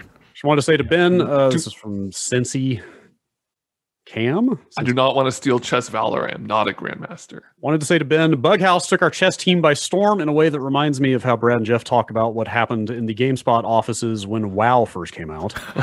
Eventually, the chess coach had to basically bargain with the team to get us to practice and play real chess instead of just playing Bughouse all practice. Just a blast from the past when you brought it up. It's so fun because, like, it uses all the same rules and love of chess, but it just is a completely different game. Like, fundamentally, there's just tons of new strategies and stuff you can learn. And if you're bad, you can use that to your advantage a little bit. Speaking of a completely different chess, Dominic from Melbourne in Australia. While moving around a chess piece sized Zangief I have on my desk, I decided Zangief would probably be the rook on a chessboard. Yeah, absolutely. So in a Street Fighter versus Mortal Kombat chess game, who would be what piece? The only piece that you can have the same character repeat for is the pawn. You need Honda to be the rook because he needs to be able to torpedo across. That makes sense. Oh, that's okay. It's already a level of thought put into this. What's the piece that moves diagonally only? The bishop. Dulcim. Yeah. Okay, sure. Yeah. Okay. Like, is Ryu just the pawn?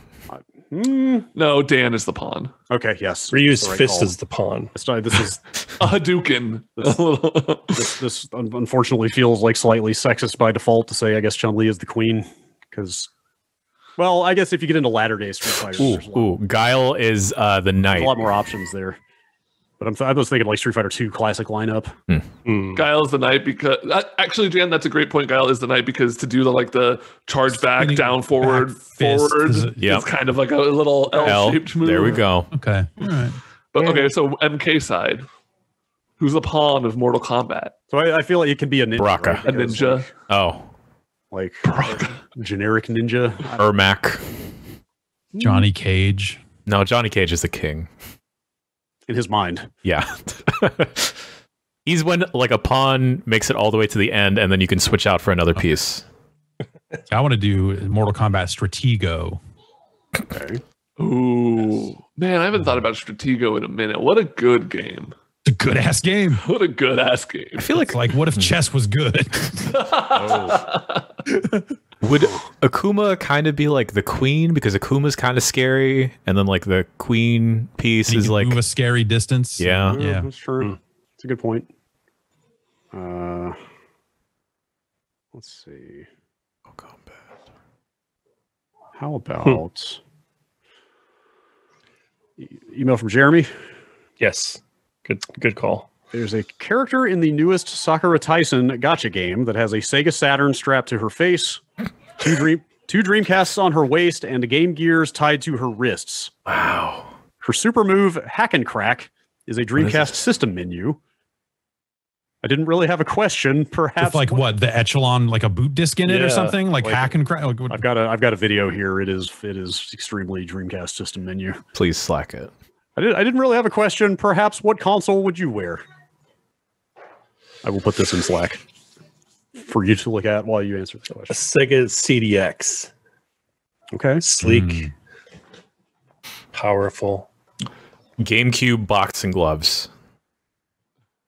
I want a full body Game Boy SP so I can like flip out, I can protect myself. I want to shine and sparkle like a Panasonic Q. It's like a weird looking Saturn. The DVD player GameCube. It's like a squished Saturn. It's so purple. I have my PSO2 character has a Dreamcast for a mag and a Sega Saturn as a head. But the Sega Saturn head is more like a cube. Actually, is more like a GameCube, but it is still like the Saturn texture on it. It's really weird looking. Also, it's a robot wearing a cowboy hat over the Saturn, so that's also strange. But good to see multiple games getting the "what if you were just a Sega" thing. How far they've come on the like. Maybe we don't have. Maybe our individual characters and properties don't. Like carry the way they used to, so here you just look like a Saturn. Pretty good. Let's see here. Scotty Moe from Pittsburgh. While this recent console launch felt like the most lukewarm in history, despite Sony stating groundbreaking numbers, what do you think was the most exciting console launch in video games? Whether it was the big push behind $99.99 with the Dreamcast, or Nintendo debuting the follow-up to the Nintendo with the Super Nintendo, what felt like the most exciting launch to you? For me personally, as somebody outside of the industry until very recently, the one that had the most hype and the one that like I was most keyed in on was the Wii.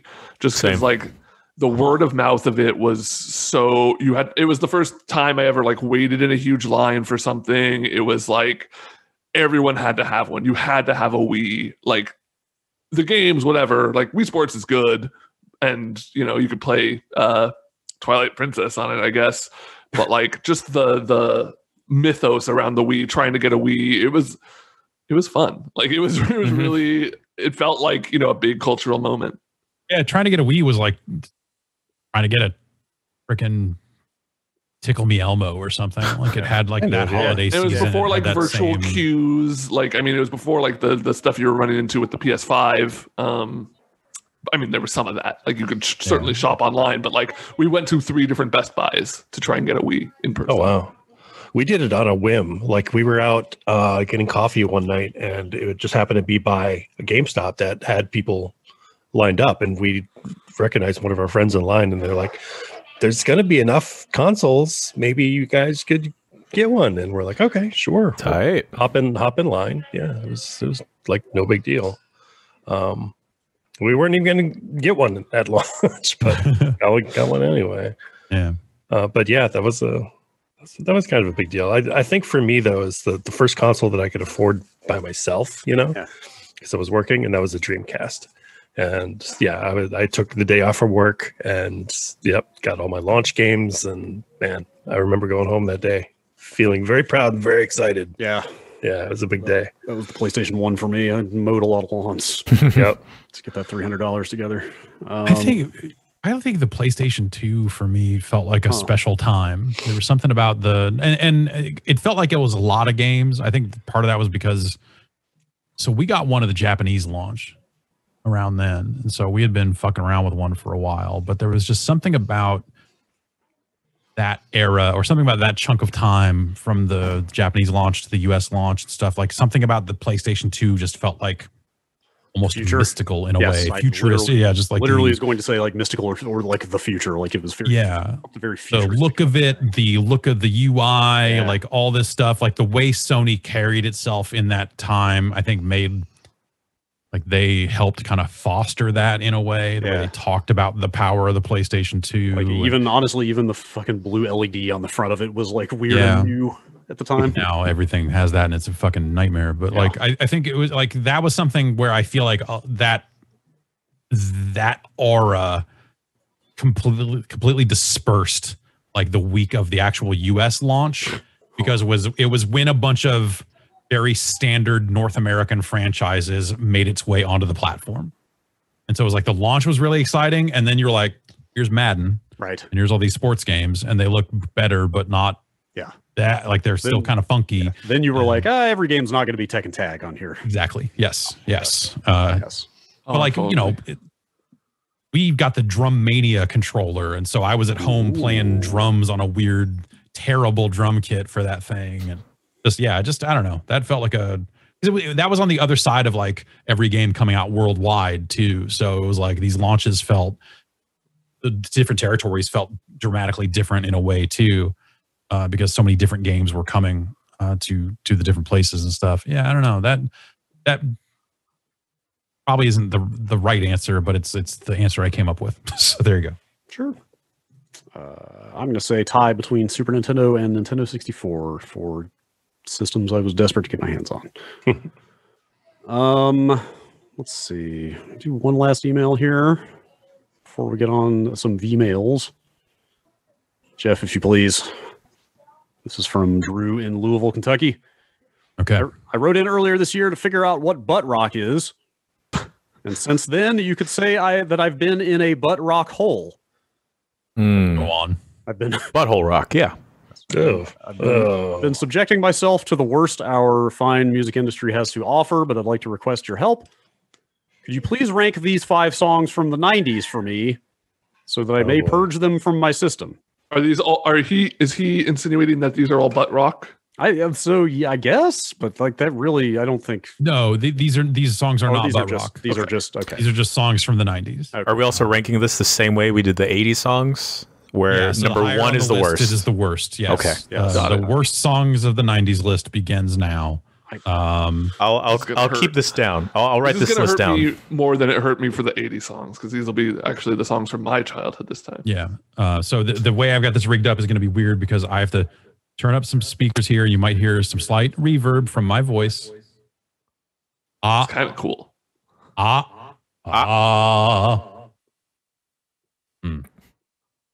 Okay. We'll start with this song. This is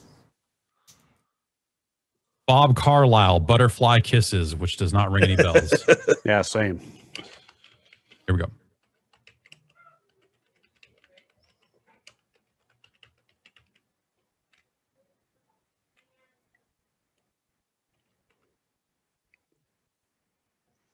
Jeff, we're not hearing anything. We don't hear it, by the way. You're not hearing it? Oh.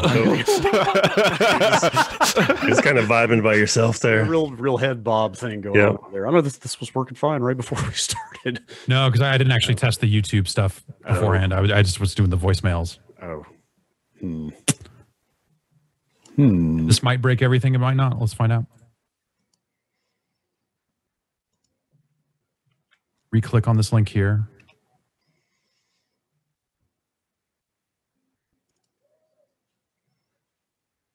How about now?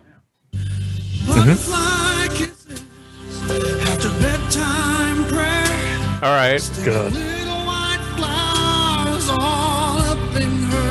This may, in fact, be the worst song of the 90s. This sounds like a song that was in a Disney movie. Yeah. Like Christian Disney movie, like not actually Disney. This is like Michael Bolton adjacent. Yeah, like Dime Store, Michael Bolton. It's like Audio Network Michael Bolton. I'm watching a rendition where he performed this on Oprah. That's unfair to Audio Network, I think. The fine artists on Audio Network. Oh my god. Oh, this sounds familiar now. That ending of the hook. Yeah, I'm not familiar with that song at all, but boy, it's terrible. Yep. This is what? It's bad. It's number one right now. It's number one. There has to be some meme around this. You're always saying comments. That. Yeah, all the comments on this are about daddies walking daughters down the aisle at weddings, but one or the other has passed away. Oh, jeez. Maybe it's like, just a real thing. I wanted to do this on my wedding, but yeah, so maybe that is I don't know. Like all these comments are about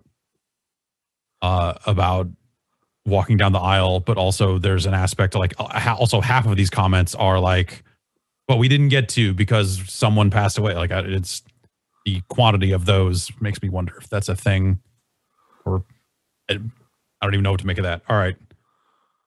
Number one. Number one, worst song of the 90s so far. Let's see what's next. There's some butt rock for you. Oh, Cher is good. Excuse me. Cher is good. Excuse me. Oh. Is this the original mix? Yeah. Quality music video as well. Oh yeah. Oh, Yeah, number five. one of the best. Yeah. I mean, this. When does the auto-tune happen? I think that might have been like a dance mix. Oh, really? No, it happens on the verse. Okay. Yeah. Okay. Oh, wait. Oh, There it there is. you go. That's just Yeah. a good song. I'm going to say, It's a good song. as of right now, that is the best song of the 90s. Yeah, that's below Bob Carlyle's Butterfly Kisses. Indeed. All right, next song. Cher's ABBA covers. Whoa.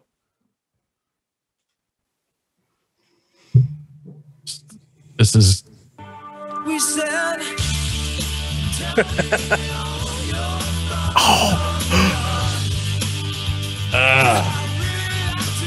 Dan's having Guilty a mo- pleasure. Dan's having a moment. The song's not Yeah, terrible. I think I'm with Jan on this one. The song is not terrible. It's not. Like, I know it's bad, but I like it. it's better than Butterfly Kisses. It's better than Yes. Butterfly Kiss. I wish I walked my daughter down the aisle with this song, though. I genuinely like the verse in that song, and the chorus, I think, drags it down quite a bit. But Sure. It was also just so overused. It was Yeah. in like everything for a couple of years. What's the band name? was it was that? on it's Dishwalla. Dishwalla. It was on every other episode of Dawson's Creek. It was. And up next, basically the same vein. As far as Yeah, yes, it really is.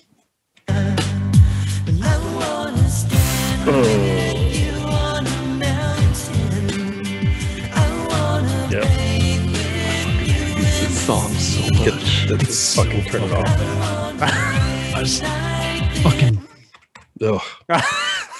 Okay, so lower than Butterfly fuck Kisses. Savage Garden. So that's yeah, that's number 2 on our list of 4 so far, Yep. right? That's Yeah. I personally Savage hate that Gardens. more than the whatever shitty Michael Bolton song we didn't. Really? But I can concede that one.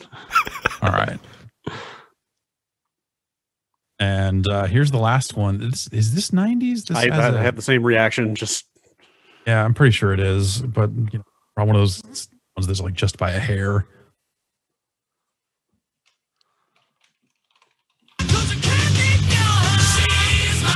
Oh, come on. I refuse to believe this is a 90s song. This is a 90s song? This is one of the kings of butt rock. This is Gotta be like this 1990. This is an 80s song in spirit all the way. Released 1990. And it sucks ass. September 1990. Not even like January 2nd or something like that. Swing it to guitar. The Janie Lane gone too soon. That he's dead? What's that? Is he dead? Yeah, he passed away. Oh, Holy shit. Yeah, some years ago. 2011. Wow. Didn't he like, wasn't he on a reality TV show and he like fucking went AWOL from it? I think every washed up 80s butt rock musician was on a reality show at some point. Yeah, it was like some substance abuse problems and like he just like went AWOL. Like nobody could find him on the show. Yikes. You just I'm gonna say that's better than Dishwalla. Yeah. But not as good as Believe by Cher. yeah. It's like So number it's the- 4. So it's the second best song in the Second 90s. best song of the 90s. Okay. Okay. All right. Yeah, I think I'm fine with this ranking. Yeah. Yeah. So That was definitely the congratulations most butt rock I've heard. Yeah. Those songs It's listed. like the only one yeah. that I would really classify as such. Yes, definitely. So congratulations to Bob Carlyle's Butterfly Kisses, currently the worst song of the 1990s. Maybe we'll have to expand on this in the future. I don't know. Was it on this podcast that said butt rock is dad rock for divorced dads? Because I think about that as, as the pinnacle of definition of what butt rock is. I think that checks out. Sure. These days, sure. It does. I like me some good butt rock and I've been divorced. So yeah, that works. Put it on the box. All right. That does it for emails. Why don't we move on to a few V-mails? Okay. Video mail. 707 Oh, no. exit flu is where these calls right. came into. I pulled these all down yesterday and this morning, and then I gave them very nondescript names because there's a few surprises in here, and I'm wondering which ones we get to. Okay. All right. I'm just going to alphabetically start at the top with this one that says bingo.mp3. Hey, 3 a.m. boys. It's Chris from Indianapolis. So I went to a burlesque clown bingo show once. Burlesque I clown. was just wondering, it was awesome, by the way, if you guys have ever been to something that's a weird crossover that probably shouldn't happen, but then you go and then you're like, oh, fuck, this is pretty awesome. So yeah, let me know. There was a lot of Red Lobster chicken biscuits involved. All right, thanks. Bye. What? You do had a clown burlesque bingo show. Ooh. I can't top that. When I was at the Vietnamese sandwich place, we catered a wedding, a gay wedding, in a CrossFit gym, and that was a pretty cool combination of things. Everyone was super fit and super pretty, and I felt super frumpy. My favorite crossover event that I ever attended was the Evo I went to, that at the same time there was a Elvis impersonation contest at the hotel, and was it Jehovah's Witness? It was either Jehovah's Witness or Mormon convention In Vegas? in Vegas. I mean, speaking of Vegas, you know, back in the day, the CES and AVN awards That was what I was going to say. the classic game industry crossover. Yeah. Yes. The Those two crowds could not be more different.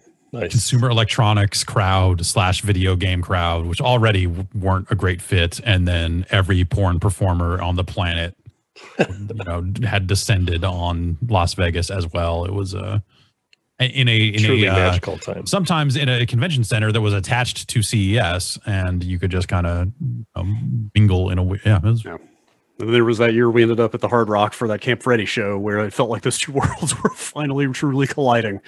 yes, there was definitely that was DICE, right? Was that DICE? That was DICE. I've never been to DICE. It had to be. Oh, It had to be CES, I guess. I guess we did go to CES. Did you go to the CES where we had the big skateboard ramp? Maybe. I don't remember. Or we were right next to the big skateboard ramp, rather. Like, Maybe. so CES gave us a free booth one year because they were like trying to get video games back at CES. So like, hey, GameSpot, come to CES. We're like, no. And like, we'll give you a free booth. And I was like, no. But then other people were like, no, you're going to CES. Like, fuck. And then we were right next to the Case Logic booth, which was just a big half pipe, and Tony Hawk was skateboarding there. Sick. Cool. And because we were exhibitors, we got to hang out on the show floor after hours. So me and Ryan McDonald and whoever else was with us just hung out on the half pipe. We didn't have a skateboard. That's and great. I own, none of us I can own skate. But, multiple Case Logic products to this day. well, there you go. That's You great. had to deal with Tony Hawk at one point. That was that Hard Rock show. That was when I got a beer right next to Lemmy. That was where I tried shoulder to talk shoulder with Lemmy. That's where I tried to talk to Tone Loc, and he not having it. That was we were there. Sony was announcing something around music on the PSP or something because Exhibit was part of that announcement. Okay.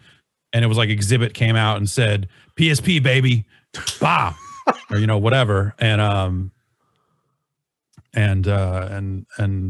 wore a very large jacket in the way that Exhibit did. I don't know if he still does. Next. What time of day is burger time? Oh, man. Oh, that is a good question. Anytime, baby. Oh, Yeah. No. What? No burgers allowed between 3 a.m. and 7 a.m. That is my law. No. That's not peak, but it's after hour bar time, and that's when sliders are really, really good. Sliders aren't burgers. Yeah, they are. Sliders are tiny burgers. That's like saying a pizza pocket is a pizza. It's a form of a pizza. Okay. All right. Okay. All right. No, you're right. Okay. What is a sausage McMuffin? Is that not a burger? I don't think so. Well, it's a breakfast sandwich. God damn it. It's not a burger. Yeah, as a piece of beef. It has a beef patty. It's between two pieces of bread. Stop it. Cheese sometimes. I don't know, man. oh, You're wrong. I know he's right. My eyes have been opened. I think that I think any time can be hamburger time because it's situational depending on how you're living your life. I can't sit here and say, like Ben said, that you can't have a hamburger after 3 a.m. That's bullshit because what if I'm still awake? Yep. I might need that hamburger at 4 a.m. because I'm living my life a specific way. You can eat it, but it's not burger time. You're breaking burger time law. The burger is going to be less enjoyable. The burger is going to make you just... I've had hamburgers at 4 a.m. that were the only thing keeping me alive. I know that and feeling. they're most enjoyable, and there was plenty enjoyable. I think if you have slept, if you were to designate time as not burger time, it is X number of hours after you wake up. Okay. Yeah. Okay. Sure. I can follow that mandate. The Slam Burger at Denny's is probably their best menu item. Wait, what is that? What's on the Slam Burger? A Grand Slam? Mm-hmm. Sure. They just kind of mush it all onto a burger. You got like a burger, a fried egg, some cheese sauce, some hash brown. Mm-hmm. I need to see what this looks like. R.I.P. to the Daly City Denny's. My God. Yeah, Petaluma Denny's also. Beef bacon Slam Burger. Holy shit. Oh, right. Bacon, obviously. Oh, that thing was huge. Oh, man. That looks... And it comes with fries. Tremendous and terrible. There's hash browns on it, and you get to eat fries while you eat it. Delicious. God's gift to earth. I have to close this window now. One time I had a Slam Burger after a 25-hour road trip to get a car back from LA, and it was like tasting God. I have done that exact trip, but not in in much fewer than 25 hours. Our car broke down on the way to get the car that broke down in LA. That sucks.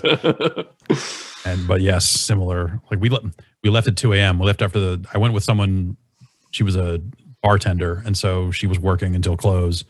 And we left for LA basically like 3 a.m. It was not a good idea.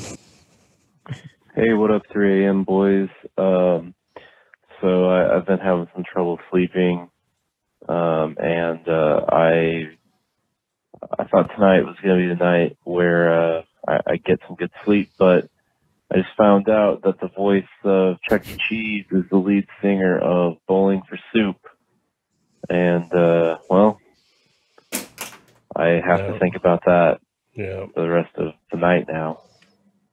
I did some Googling to confirm this, and in doing that, I found out that the previous voice for Chuck E. Cheese, he was a strong Christian, and I just saw the quote that he hoped that people saw Christ in his performance as Chuck E. Cheese. Definitely. And I think that's beautiful.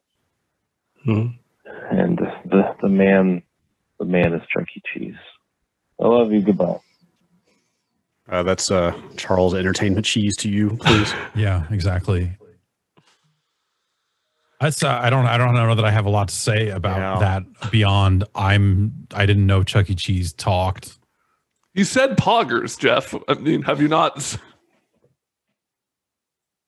That's not my Chuck E. Cheese. That's not my Charles Entertainment Cheese.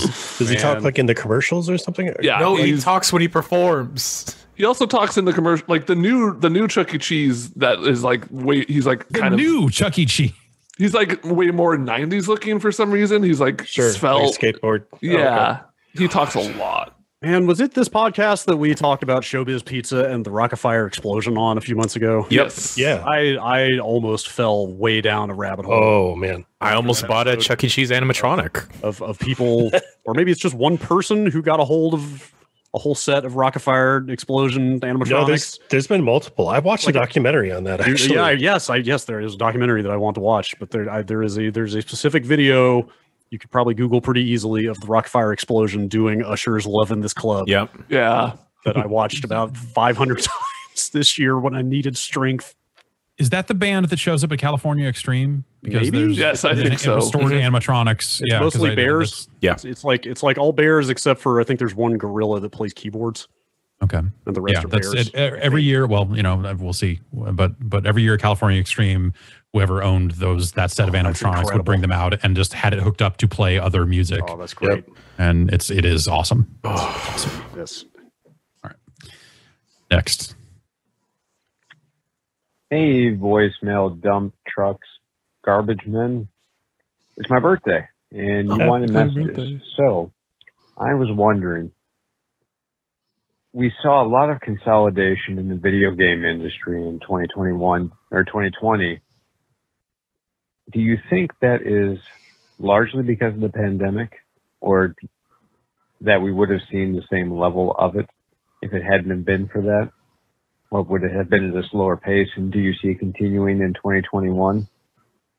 In my opinion, it's not a good thing. And I think it is going to further stifle innovation, creativity, which there already seems to be a lack of. Okay. We kind of already talked about this one. Yeah. A little bit. I think we kind of covered that. But yeah, I think the same amount would have happened regardless of I don't think any of the companies that got acquired were not necessarily like on the ropes due to pandemic things in a way that facilitated that. But yeah, it's hard for me to think that the pandemic inflated this a that much. I mean, that Microsoft made such a big deal at E3 2018 about we've got these 5 new studios coming in, and that was like, right. I mean, obviously acquisition and stuff was happening before that, but for me personally, that was the first big one that I saw, and I was like, oh, this is like really happening. Yeah. What's up, y'all? So I've been playing Cyberpunk lately, and there's a lot of interesting food in that game. And I was wondering, is there any weird future food that you guys see in the video game that you kind of want to try? Like for me, they talked about like cyber sirloin or something. And I'm like, well, that kind of sounds interesting, but is that just Impossible Burger? I don't know. Well, it looked good to me. What do you guys think? I don't know if it's in Cyberpunk or not, but I think lab-grown meat is probably the most Cyberpunk food I can think of. Sure. Yeah. Yeah. Would you eat lab-grown meat? I would eat some lab-grown nuggets. I would give it a shot. Why not? It sounds like we're getting closer to that being a thing that is available.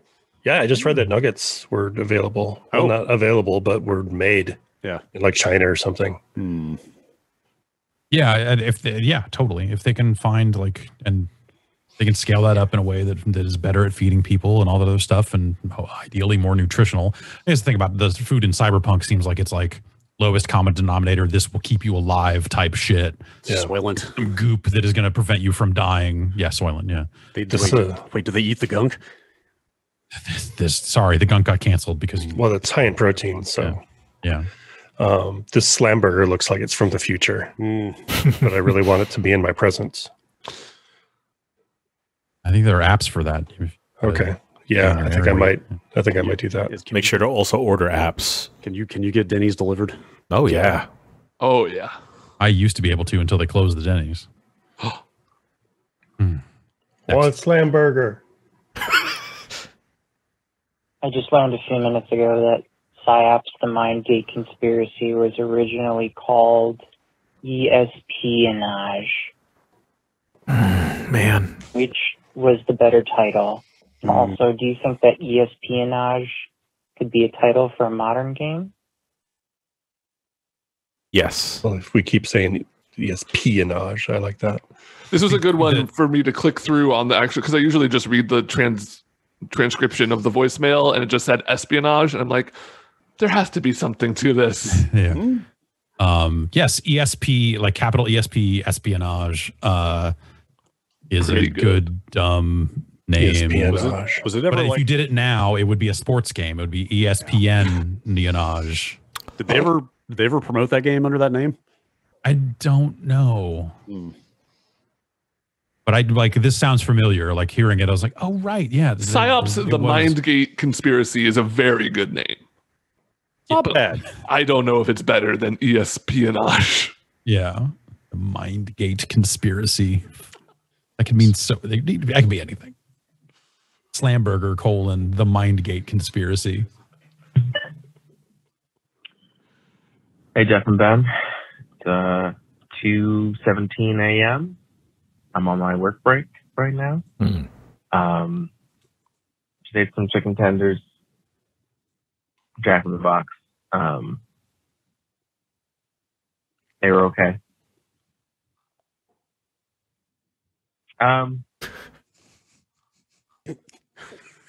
You're on your lunch break, man. Fast food chain you think is going to go out of business first? Burger King. What's the big one that's going to fall?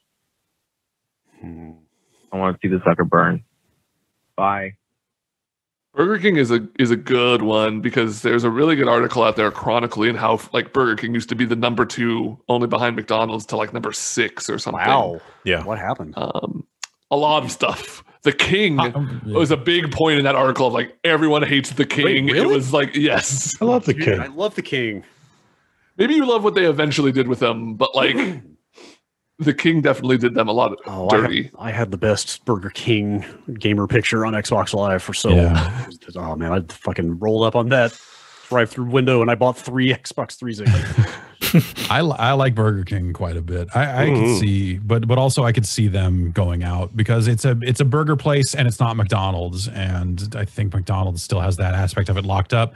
Meanwhile, in that sector, it seems like people want Taco Bell. Like Taco Bell is probably the current number 2, if I had to guess, right? If not, I think so. Neck and neck with McDonald's even. And I've got a list of the top 50 fast food chains in America here on QSRmagazine.com, which I okay, great, yeah, quick my go-to source. I was yeah, what is restaurants, that? Restaurants. I was hoping it was like quick service review. Yes, QSRmagazine.com. This is a little diluted because they include stuff like Starbucks in here. Right? I would include that. Yeah, it's bullshit. If you filter out, McDonald's, like Subway at number 3, which I guess counts. Oh, sure. But I would not count Subway, but yeah. I mean, if you really want to like whittle this down to just burger joints, is that what we're doing here? Yeah, I think so. Bell. Places that you think of as being drive-throughs. Okay, so yeah, like Taco Bell at number 4, Chick-fil-A at number 5, Wendy's is the second highest burger place at number 6. God, Burger King's number 7 now. Yeah. Let's see. Bunch of pizza places. Sonic, KFC. Sonic's all right. Long John Silver's I could see going out. KFC. I'm perpetually kind of surprised that they're still around. Yeah. What about White Castle? What about White Castle? I've never been to a White Castle. I think it's number 50 on this list. Wow. I know it's, but I mean, that's probably it's pretty regional. I mean, it's very regional, right? Like so that's not. But like even people like, there's not a lot of really ride or die White Castle people, and the people that are ride or die for White Castle are criminals. Yeah, I agree with Literally, the second part. They are, but yeah, but I think we're just not in the right part of the country to determine how many people are ride or die White Castle people. But I don't know. Yeah. Oh wow, is Hardee's still on here as a brand? That's wild. Yeah, Carl's Jr. It's also regional. Yeah. Yeah, I grew up with Hardee's before they got same before they got acquired by Carl's Jr. Special place in my heart for Arby's, even though that's another one I'm really shocked it's still around. I love Arby's. I love Arby's. Same. Arby's. Give me a to bury me with a big Montana. Yeah. Yes. And a Big bunch Mo. of those packets of sauce. I used to make Arby's sauce sandwiches when I was a kid. I like Arby's makes a variety of dumb, like they sell a bunch of like side shit that is like exotic by fast food standards. You know, it's like, here we got mozzarella sticks, we got fucking apple turnovers that are actually like good and big, and you know, I like an Arby's. I like an Arby's. Beef and cheddar. Beef and cheddar. Yes, a beef and cheddar. Sure. I would eat, let's say, 5 of those. Wow. For a quantity of $5 if I could. Yeah. This is Nathan from Tumwater, Washington. What's the worst game with Mario in it? Wait, has he ever left a voicemail before? Oh yeah. Oh wow. Okay, this is new to me. But yeah, I wanted to include one, Nathan, from Tumwater for you, Brad. I don't even know what the question was. I was so shocked. What's the worst game with Mario in it? Oh man. Always with the great conversation starter. I'm going to our wiki. The worst game? Is it like Mario is missing? Is it Mario teaches, or whatever the Mario typing game is? I mean, like is it, Super Mario Special count? Mario Hotel, yeah, or Hotel Mario Hotel. Super Mario Special is at least recognizable as side-scrolling Mario, and is that game fucking sucks. Oh, it's Super Mario Brothers: The Lost Levels. It has to be. Yeah, I can say with authority. Yeah. If you Google Giant Bomb Mario character, the first result is Bowser. He is more of a character, I would say, than Mario. But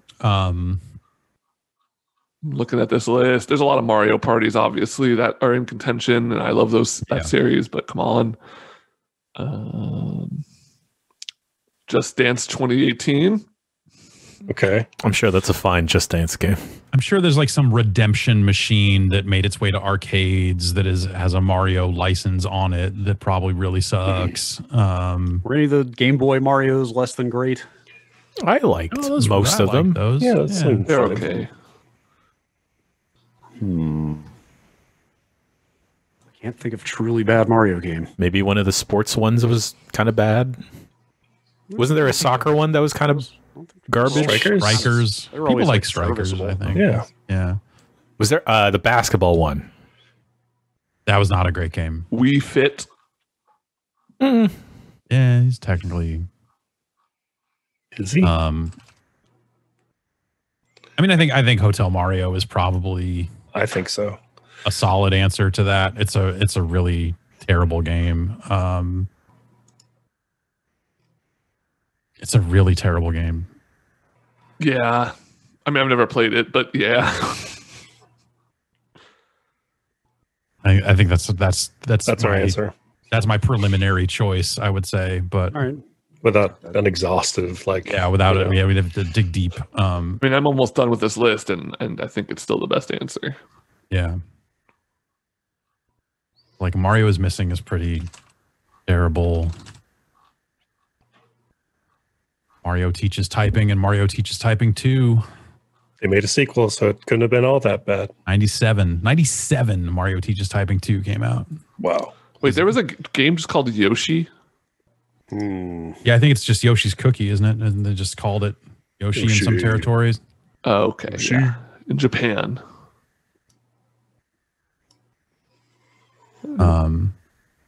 Okay, last one here. All right. Go. Hey, Jeff and Ben. I just saw a guy driving on the road who had he was coming at me so I could see into his car, and his car seat cover on the passenger seat looked like one of the guys from the Insane Clown Posse, so it kind of made it look like he was riding with the Insane Clown Posse. Some people have Jesus as a co-pilot. Who would you want to have in your car with you at all times? Wait, he's not going to tell us which one? Yeah, I know. I feel like I only have half the story here. Like, which member? I gotta assume it was Shaggy. Yeah. Violent J, because you think Violent J would be driving, and so Violent J was on the seat cover behind him. Yeah. Is that why? Yeah, because that's exactly how this is in my head as well. It's like Shaggy Too Dope is my wingman is like a thing, right? Yeah. Violent J is driving that car as far as in my mind. Yes. Apologies to Mr. Too Dope. Shaggy rides shotgun. I'm gonna go with Tom Selleck. Huh. Okay. I feel like he would be Magnum comforting. era, like a Magnum era Tom Selleck, or as opposed to reverse mortgage era. Yeah. Oh, is he like? Okay, he's out of the car. He is full on late night cable, soliciting money from seniors. Is he still? Because I feel like he definitely did do that, but is anyone doing that anymore? I don't even know. I'm changing my answer to Reggie Fils-Aimé. Okay. All right. All right. You'd want someone tall. The car would be big enough, I guess. Yeah. We're riding around in a hearse that's been adopted into a. Fuck yeah! And Rob Zombie is there. Yeah. Damn it! Rob Zombie was my answer. He's got the Dragula. Oh, yeah, he's got the Dragula. Like, what is? Yeah, I mean, it's not necessarily he would let you drive his car. I mean, yeah, that's true. But still, if you had Rob Zombie with you, occasionally you could just look over at him and he would go, yeah, and you'd be like, this is great. I'm having a great time driving. That literally was my answer. It's a good answer. You could talk about horror films. Yeah. Oh, there's so much I want to ask him. Dragula may be one of the greatest cultural artifacts of our time. I legit. We used to listen to White Zombie while driving to the Scandia to partake in their Mortal Kombat 3 tournament. Nice. To get in the right mindset for that's it. all. It's all very era appropriate. Yeah. And so by the time Dragula came out, I think I was maybe a little bit on the other side of my brief White Zombie. Don't get me wrong. The White Zombie phase that started when when they did the soundtrack to Way of the Warrior. Fair. Oh yeah. Yes. Yes. Shaky Jake really shook you off. Yes. Yes, I get it. Yeah. I don't know why I was thinking Michael Chiklis, specifically Michael Chiklis when he played the Thing in Fantastic Four. Oh. Okay. Okay. I don't know. I don't know why I thought of this, but I'm going to say Andre the Giant. You'd have to spend a lot more on gas, though. I mean, you just need a large vehicle for sure. But I bet I've been listening to a lot of podcasts about old wrestlers talking about older wrestlers, and you would have to clean up the feces out of that car a lot because Andre the Giant is too big to use bathrooms. In a lot of cases. It's like the twisted, the dark side of being Andre the Giant sounds real bad in terms of like he was in pain all the time. And also bathrooms, like what is he going to do? So he would just drink all the time and then pee wherever and poop wherever. And can I revise my answer to Kevin Nash? But if you were Andre the Giant, you could be friends with Samuel Beckett. He seems like fun. Yeah. Let's see. Let's see what Kevin Nash has to say about that. Kevin Nash, I just wanted to congratulate you on absolutely crushing it this year as the top sales rep at Titanium Security. Danny just said that you just dominated. Said you dominated like the NWO did back in the day. So, all right, that's enough of that. Did they get him on Cameo for that? Yes. Oh, thank God. And then I went and ripped the audio from a Cameo because I was like, I need this. That's great. I don't know why I need this, but I need this. And I'm glad that I had it for this very moment. So here we are. Okay. All right. That's all right. That's it. For All right. voicemails. That's it for voicemails and emails and this. That's it for the year. 2020. Yeah. That's it for Bombcasts in this accursed year. Thanks everybody for listening. Yeah, we'll be back next week, first week of January, with some stuff. Start off a new accursed year. Hopefully slightly less than this one. Yeah, we'll get into game of the year in short order as we get things ramped up. Yep. In the new year. That's right. Hope everyone is in the process of having a safe and happy holiday right now. Happy New Year's. Yeah. Enjoy all that. That's right. We'll see you next year. See you soon with more video games. That's right. See you then.